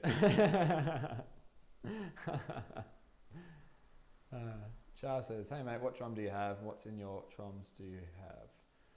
Okay, I don't understand the second half of the question, sorry. But the first question, this is an Edwards B454-E. It's a lot of fancy numbers, doesn't really mean much. It's just the model number. The brand is Edwards. I've got Thayer valves here. The tuning, we've got a G flat on the second trigger, F on the first trigger, and this is an independent setup. What else? This bell is bigger than normal bass trombone bells, by the way. It's 10.5, I think. It's 10 or 10.5. Can't remember exactly. I've got it written down somewhere. It's a dual bore, all nickel slide. It's a lightweight slide as well. What else do I need to know? Rose, main tuning bass slide. The bell itself is, I think it was the heaviest gauge, unsoldered, which lightens up the bell. Pretty sure that's it. I've got it all written down somewhere. I can check it out later if you would like to know the specifics, but that's a general overview of what I've got. Typo, what trombones do you have in your collection? Oh, no worries. This one and one other one, which is there was contention over this last time I talked about it on stream. I upset poor Xavier. So it's a slide. It's marketed as soprano trombone, but it's essentially a trumpet with a slide. Take that how you will. Those are the only two trombones I've got. I've got like lots of other instruments. I've owned about 6 trumpets. I've got a saxophone, French horn, 2 clarinets, 2 flutes, euphonium. I've got a violin, bass guitar, glockenspiel, but it's more of a kiddie glockenspiel. I've got 2 tubas in the house at the moment, but they're not mine. So yeah, trombones, I don't have that many, unfortunately. But one day maybe, when I get money. Probably never. This time you won't pay attention to my slide. Yeah, probably for the best. Okay. All right, so we're all set up to play same range, all triggers, trigger range, or you can play those notes on the trigger, I should say. But the goal here is, now that we're feeling a bit more comfortable with it, just to try and add a bit of flow, a bit of phrasing, and think more about the rhythm than the notes themselves. Okay, well, let's give it a go.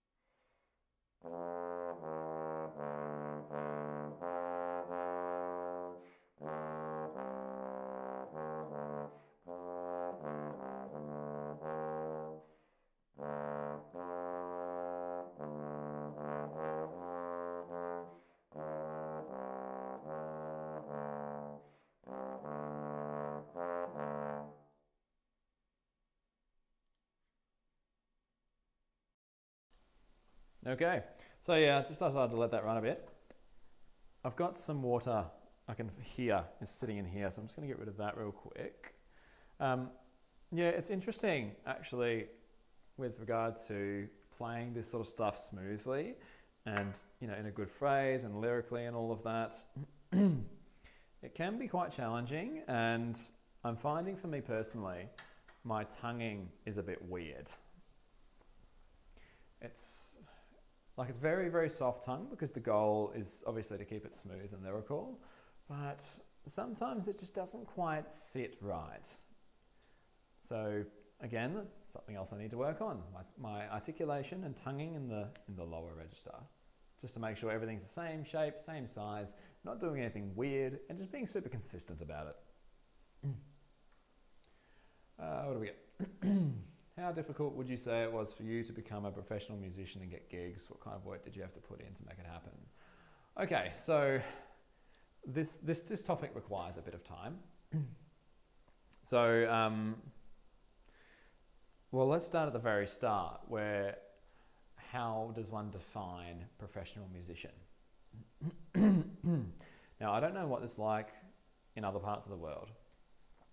In Australia, for whatever reason, the unspoken agreement is you're not a professional musician unless you play professionally regularly. Whether that's being a member of a symphony orchestra, of which there's not that many in Australia, there's like one per state or territory. So you're either doing that, you are either in a touring professional jazz band, of which I don't think many really exist. Or if you're freelancing and that's like something you do quite regularly. Unless you're doing one of those or a combination, a lot of people in Australia don't consider you to be a professional musician. So that's a bit depressing, because when you think about literally any profession ever, what makes them a professional? They have a degree. And that's it, really. So when it comes to music, if you've got a performance degree on your instrument, that should, by definition, make you a professional musician. But the attitude and the culture is that it doesn't, which is a bit frustrating. For me personally, I wouldn't classify myself as... It's hard to say. It's hard to say, because for me, I'm obviously not a member of a professional symphony orchestra. I'm not a member of a jazz group that professionally performs on the regular, and I don't freelance regularly. So by the definition of the culture in Australia, I'm not a professional musician. Which is interesting to think about. Because I've definitely done it. I have played with professional orchestras. Not many times. Like, I could probably count on one hand. I am on the casual list for 2 of the professional symphony orchestras in Australia.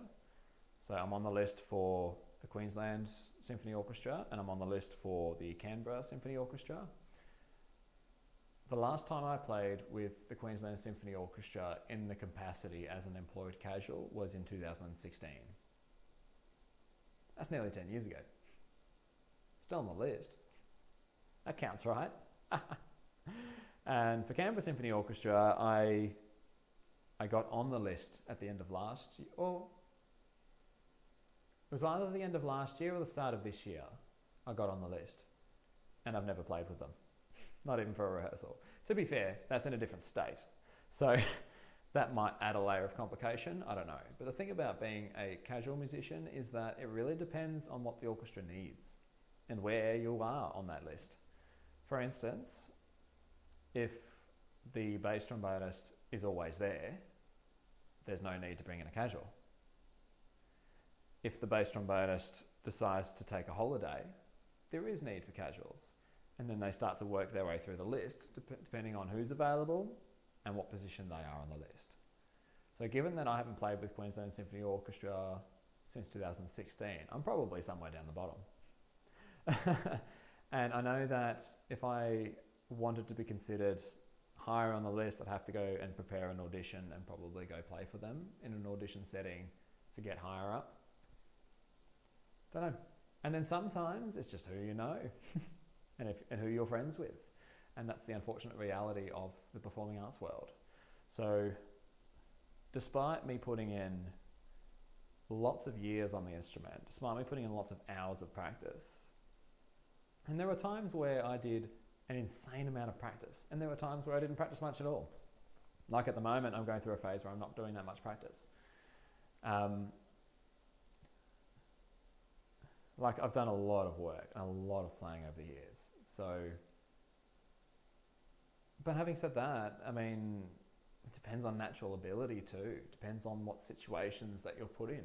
Depends on your teachers. Like, are your teachers pretty strict with you in terms of how you play stuff, or they're pretty lax? Because if they're really strict, then they're picking up on everything, and then you're going to improve a lot faster than somebody who doesn't pick up on much. If you're getting exposed to playing in ensembles where there's a lot of higher level players, naturally you're going to get better faster. Whereas if you're playing in a group of people who aren't that good and you're sort of stuck there, you start to pick up their habits and tendencies as well. So it's, yeah, sometimes it can be situational. It's really hard to put a number on it. I remember there was a study done that we were told about at university. I don't know how credible it is. I don't know how thorough the study was, but they reckon 10,000 hours in anything will get you to professional level at that thing.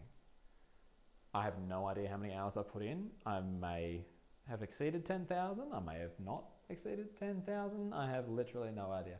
I have considered actually starting 10,000 hours from zero, like at some point, just to see where I end up. But I haven't done that.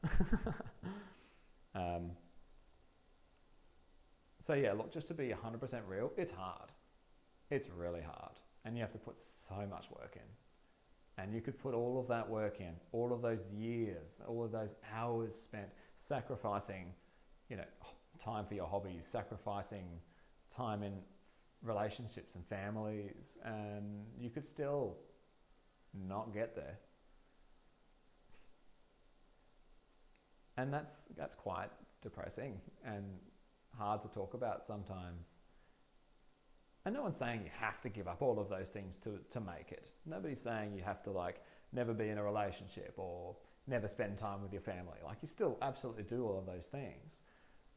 But there'll be times where you'll have performances come up where it's like, oh, I need to practice this performance. Sorry, I can't come hang out tonight. Sometimes it just depends on your priorities. So look, if you're serious about becoming a professional musician, then work really, really, really, really hard, but just do it with the knowledge that no matter how much work you put in, there's always the chance that you just won't make it. Which is a bit depressing. But it's the real deal, and I'm sure that's the answer you want. You want the honest answer. If you want strategies and specific things to work on, I'm not going to go through it now because I'm probably going to go soon. But if I had to boil it down to things, it's simply just play as much as possible. And I know that sounds a bit silly, and I know that sounds a bit, it's not that simple, but it kind of is. It kind of is. You just need to live and breathe it. Play as much as you possibly can. Join as many groups as you possibly can. Work on your technique as much as you can. And don't just play the stuff you're good at. Don't play the fun stuff. Play the stuff you suck at. Because at the end of the day, that's what's going to separate you from somebody else in an audition. It's not what you're good at, it's what you're bad at. Yeah. Anyway, if people want to, I can go more in depth with that sort of stuff, but I'm not going to right now. Because it's just, I was planning on just doing 1 hour today. Well, we're now past 2 hours, so that didn't happen. And then I was like, maybe I'll just go to 2 hours. We're now past 2 hours, that didn't happen. And I still wanted to do the pedal range before I left you. And I did have some other things to do as well, but maybe we can save that for next time. So I think what I'll do, I'll just do a bit of work in the pedal range for anybody that would like to do some pedals. whether that's now live or perhaps if they watch it later. And then I might go, because I'm getting hungry and I want to eat my lunch. All right. So other questions. Sorry, that was a really long, in-depth topic, but I felt I needed to express how I felt about that. Play tenor trombones had 2 triggers instead of 1. Well, look, you could make it, I suppose, if you really, really wanted to. If you went, grabbed the tenor trombone and you went to, you know, a technician who's a bit adventurous and said, hey, I want to turn this tenor trombone into a tenor trombone with 2 triggers. Then they could help you with that, I guess. But realistically, the only thing that separates the bass trombone with tenor trombones is the size of the bell, the bore size, which is the diameter of the tubing in the slide and throughout the instrument as well, and the mouthpiece size, and that's pretty much it. So you could probably even just get a bass trombone, go for like a bright one. So like a Yamaha would be a good option because they're typically quite bright. Use a smaller mouthpiece. Replace the slide with a tenor slide if you can find one that fits. Replace the bell with a smaller bell if you want, and away you go. It can be done, I guess is what I'm trying to say. Tongue in low notes is weird. Yeah, it's weird because like my brain wants me to like stick my tongue like in between my teeth as opposed to at the top behind my teeth. And I don't know if that's because I've just developed a bad habit over the years, or whether maybe my jaw is dropping slightly maybe when I play, which sort of pulls everything down a bit, and so that the natural place for it's there. I actually don't know. I haven't sat down and thought about it, so I'll have to investigate. All right, let's do this. So let's do a bunch of pedals. Love pedals. Pedals are fun. We'll start, like, again, I don't know how many people are actually joining in on this, but we'll go a small pedal range for now, maybe just A to B flat, so B flat to A flat maybe. I'll throw in accidental so it'll actually put in some A flats occasionally. Let's just go with that for now, and we'll see how we go. Just remember, the trick with pedals is you don't want to balloon up your face to get the pedals. You want to try and play them as close as you can to everything else. Because if you're having to change so much just to get the pedals, then it's not going to become usable and it's not efficient and it won't be effective.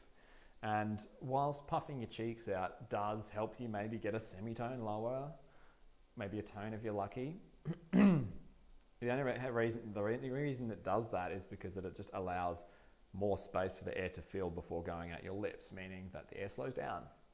So really, you just need to slow your air down more instead of puffing your cheeks. And the other thing too is that when you puff your cheeks, you lose your embouchure.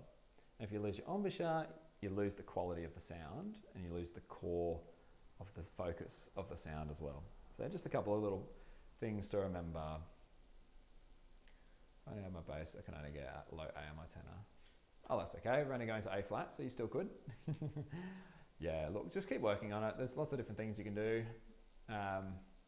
Just sometimes just takes time and persistence, really. What about you? I was waiting for that. I was waiting for either a trombone shorty or a Dizzy Gillespie comment. Look, if it works for them, awesome. If you can play that good and puff your cheeks out, I will sell this trombone. But I suppose like the only other rebuttal I'll have against that is how many people do you see doing it that way and are successful? And how many people do you see with a set embouchure and successful? That's probably the only obvious other rebut to that.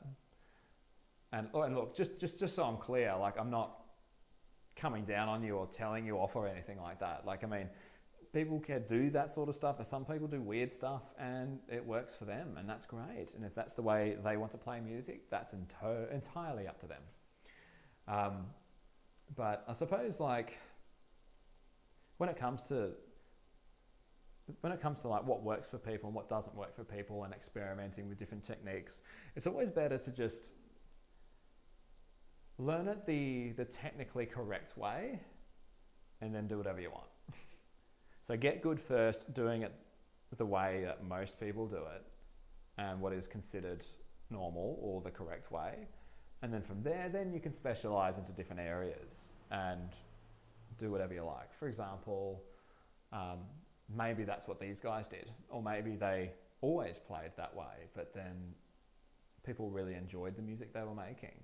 And you have to remember too, it's in the jazz style, which is different to what I certainly do and what a lot of people do as well. So in jazz, it's less about the tone quality and more about what you're doing with the notes. So for example, if he were to play like that and try and sit in a section of a symphony orchestra, their sounds probably wouldn't blend with the rest of the orchestra. The articulations might not be the same, and they just wouldn't work very well, and they'd probably never get asked back. So it's just different, yeah. It's just a different way of doing it. Anyway,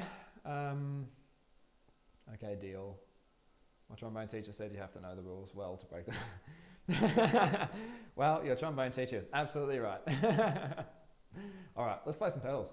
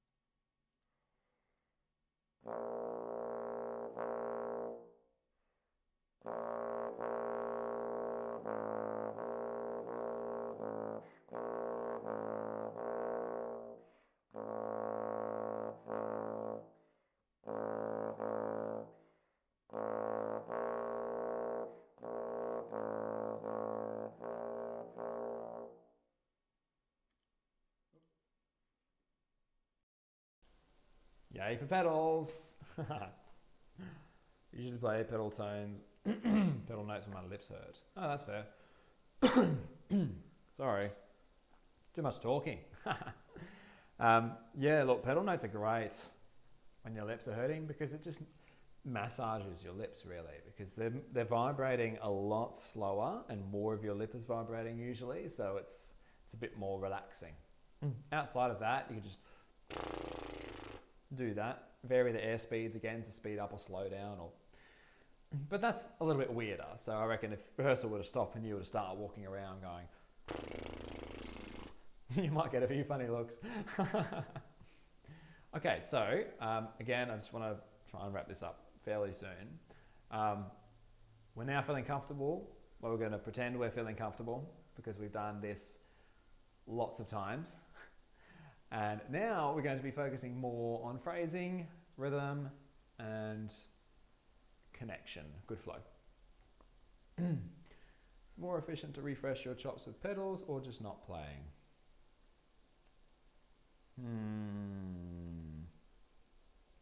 I don't know the research behind it, so I can't give you a good answer.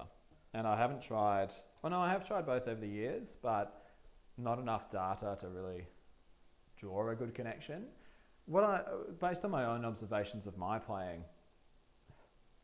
I don't really find much of a difference at all. Like if you're just not playing, you're obviously resting your muscles, and you're resting your lips, allowing the blood flow to just flow naturally. When you're playing pedals, if you're doing them correctly anyway, you're still engaging your muscles, you're still using your air, and your lips are still vibrating.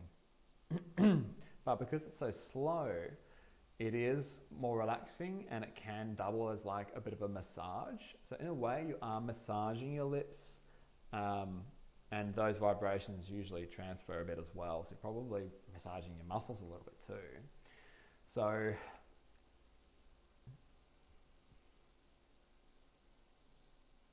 I don't know. I think my answer, not an official answer, my answer is I don't notice much difference personally. Which is probably not the answer you wanted. Procop Coleman. I feel like I've seen that name somewhere. I don't know. I haven't got the best memory in the world. So yeah, I think, yeah, look, at the end of the day, my teacher answer is do what works for you, do what you feel helps you. It's a good opportunity and a good excuse to practice some pedals. Oh, that's where it is, because you emailed me. Yeah, I remember now. Yeah, don't worry, it is in the list somewhere. It's just, there is so much on there. One of these days, it's going to send me into like a crippling depression about how many requests I've got and how I just can't get through them fast enough. Is everyone still here? Oh no, I lost a couple of people. Oh well. Yeah, so for those of you that are still here, the stream just randomly disconnected. So yeah, that sucked. But we're back, so that's nice. I don't even know where I got up to with what I was saying, but yeah, look, I personally don't notice a difference. If it works for you, great. It's not something I would be like, oh, I've got to do this, I've got to do this. And in a rehearsal situation, then that really frustrates me as a player. Like, rehearsal's finished, go home. Don't play, we're done.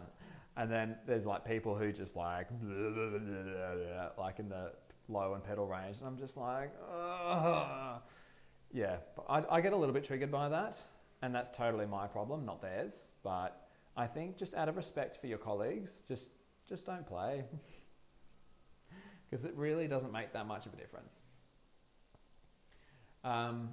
Who's next? GPT. I cover my lips so that spit doesn't go everywhere. I mean, that's probably pretty hygienic of you, yeah. Gonna play. Oh, I'm not gonna do piece requests today live because I just want to do this, and I do want to go because I just need to. I need to go eat, otherwise my stomach is just going to start eating itself.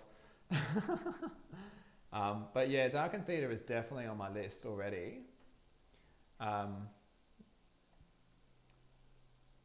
So when I get to that, I'll obviously tag you. If you've already requested it before, I'll have your tag attached to that on the spreadsheet so that I can tag you when I do release it. But yeah, I'm not going to do it live right now. Sorry, guys. All right, what we are going to do is we're going to play through this particular range with all the quavers and thinking about phrasing and good sounds and flow. Then I'll add a couple more pedals to the range and just on removing the quavers. Do a few of those, do some with quavers, and then maybe like a last 5-minute little Q&A, and then I'll go. I think that sounds reasonable. So I've been here for like 2.5 hours. All right, let's do it. Let's do some playing.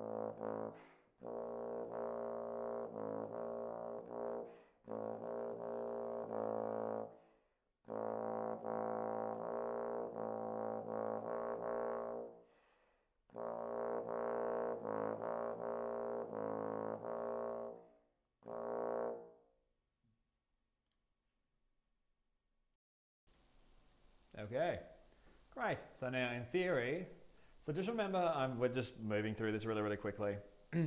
But just remember that like you've probably done this for like a solid 15, 20 minutes by now, like in a row, before like you start to really feel good about it. Depending on where you're at in your playing, right? So if you're if you're a bit more advanced, for instance, you might find that it won't take that long to feel good about it. But if this is like new territory for you, you will start to feel like it's just settling a little bit if you are able to get the notes. And then from there, as the weeks go by, you'll get better and better, more efficient, and everything will become a lot easier.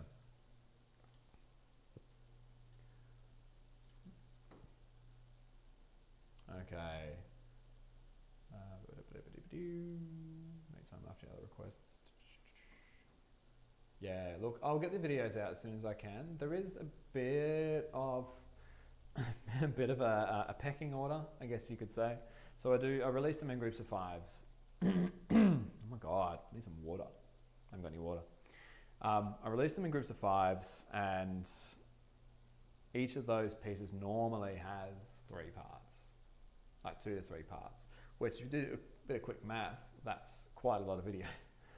And then once I've done all of those, then I move on to the next group of 5 after I've done like an intermission kind of thing, which is a bit of all of the other random stuff, like the what if videos that I do. If I want to do some marching band or jazz or orchestral or something like that, I might throw that in there at that time as well. And then into the next series, and that's all dependent on how many people request things, because I do three of those slots are taken up by members, so I get member priority requests. 1 slot is where you get the most requested public one, and then the final one is a bit of lottery, a random number generator between number 1 all the way through to, I think we're up to 280 now, and then whatever that piece is takes that spot. So it could be one that was requested like yesterday, could be one that's requested, half a year ago. Just depends really.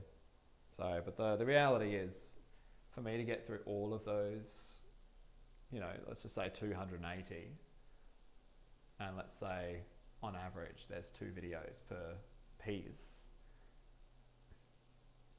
that's a lot of videos. And considering most of the time I release, I tried going every second day and kept that successfully really well for ages, and then things got too busy. And then I just did it a bit randomly. And then I went to 3 days, every 3rd day. Like one's supposed to come out today, for instance, but I haven't got one scheduled because I just haven't had time to do it. But then I'm doing this, so I figure, well, that can replace that, and then I'll have something else set up. Hopefully I can release today and then public in a few days. We'll see. But it just takes a long time. So look, I appreciate that, you're really all very excited to get your pieces played. It's just, it's not always going to work. I'll get there one day. It's just, yeah. I just wish I had more time, really. If I had more time. Oh, Jerry's going to sleep. Oh well, thanks for hanging out, Jerry. Hope you've enjoyed yourself, and hopefully catch you at the next one. James is excited for that video. Yeah, like I said, it'll come one day. But if you do think of requests during the stream, I would encourage you to add it as a comment somewhere, not in the chat, because I don't check the chat for requests. So whether it's a comment on the live stream video itself or just on another random video, I don't mind. I get a notification when people comment most of the time, so I can easily follow up on that. All right, so next up we have, what are we doing? Bigger range, easier rhythm. And the goal here is just to get the notes.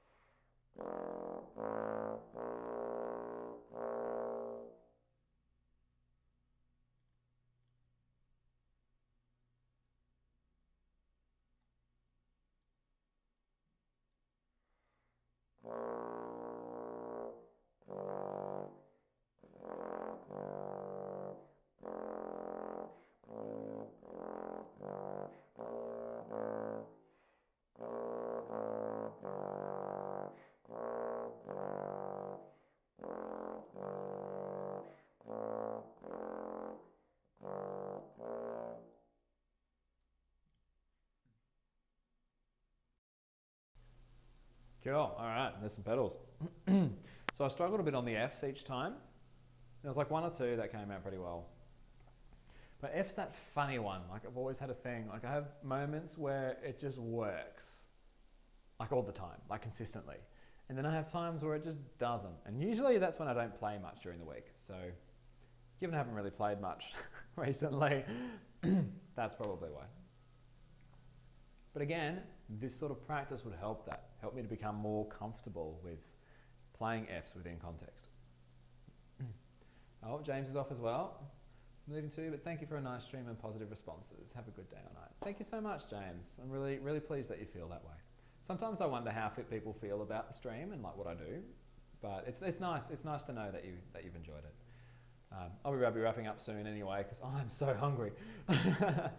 So next step, guys, if you're sticking around, is I'm going to be adding the quavers back with the focus being on. I'm not changing that. Not that either. There it is. With the focus being on good phrasing, good flow, thinking less about just getting the notes themselves and thinking more about the music.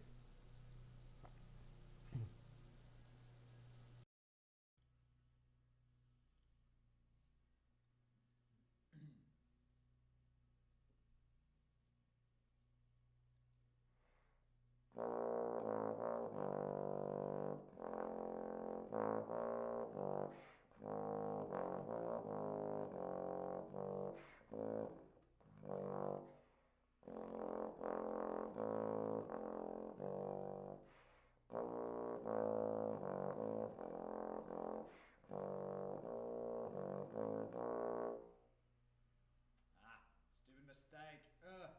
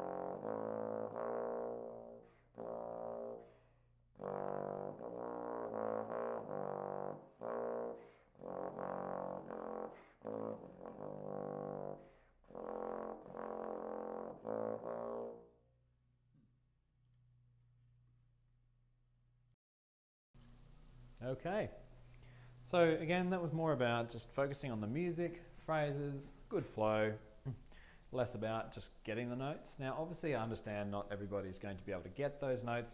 That's totally fine. I think probably in your situation, stick with what you can do. And like I said, make it more about becoming more comfortable within the range that you already have. And once you feel more comfortable about that, then you can move on to adding in those extra notes. Because realistically, when you've gotten to the point when you're comfortable on playing the range, if you add another semitone into that range, you're probably going to be able to play it just fine. And if not, it's going to be maybe just a little less good as the others. And then you keep practicing that until you feel more comfortable. And then you add another semitone, and so on and so on. So yeah, don't stress too much about it. Don't stress too much about it.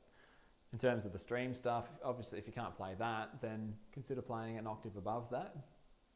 It's everything you do is good, so just do stuff. John, hello. Weren't you here before? Maybe not, I don't know. Anyway, so as promised, I think we're going to leave the playing stuff now. So today, just to recap everything that we've covered, I mean, there's been a lot of chat today as well. So, you know, doing that practice is not going to take you 2 hours and 41 minutes.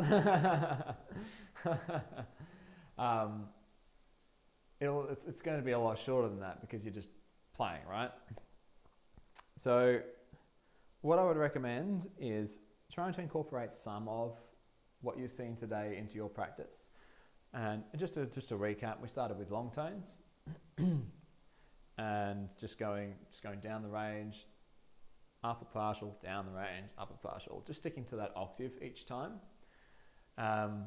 Long tones are so good for you, so just do them. I need to do them clearly, so I'm going to commit to doing some long tones as well. Slurs, once again, we started off 2-note slurs, then we did 3-note slurs. I don't think we went beyond that. I think we just did 2s and 3s. And I would encourage you to try doing it both ways. So you start with, you know, and then flip it, and see what that does for you. As I said, the reason I like to do that is because a lot of the time when we're approaching different ranges, this is a little different. So approaching it from a different angle, I think, is always useful. So definitely do that. Then we did some tonguing.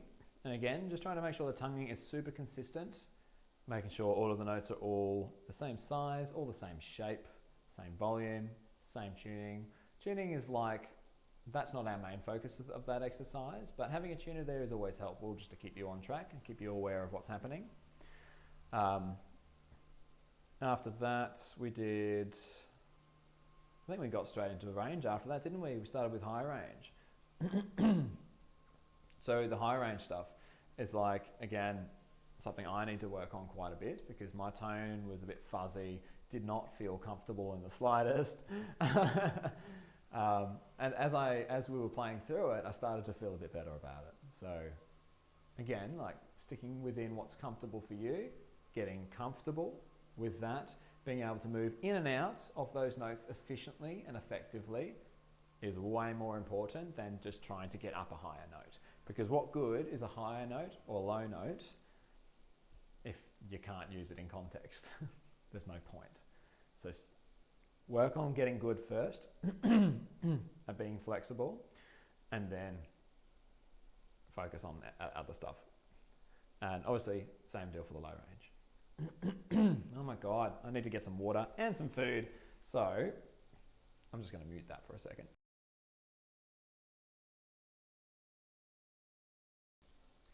There we go, that's a bit better. Sure no one wanted to hear that. All right, well, I'm going to leave it there today. I don't know if I said this or not, but I'm going to try and do live streaming a bit more regularly to a predictable schedule. So it's going to be that 11 o'clock time, Australian Eastern Standard Time, which is what AEST is, on Monday the 13th of October. Again, Australian Eastern Standard Time, so that's my time zone. So because I know a lot of you guys are in America, that's obviously not going to be the 13th for a lot of you. That's going to be the 12th. But so just make a note of that if you would like to jump on. As for what I'm going to do, no idea. So what I'm going to do is after I'm done here, after I've eaten something, just going to schedule it. And I believe you're able to pop in stuff in the chat or some comments or something, or I don't know, or maybe even just write it down for later and give me some ideas of what you would like to see in the next stream. That could be more technique work and explanations. That could be playing through pieces. It could be just sight reading challenges, scales. If you've got a piece you're working on at school and you want some help with that, we can do a bit of a deep dive on some of those pieces. That's another option. Just have a think about it and let me know. In the meantime, thanks all for coming and hanging out. I had fun. Hope you did too. And I'll see you the next one. Okay, bye.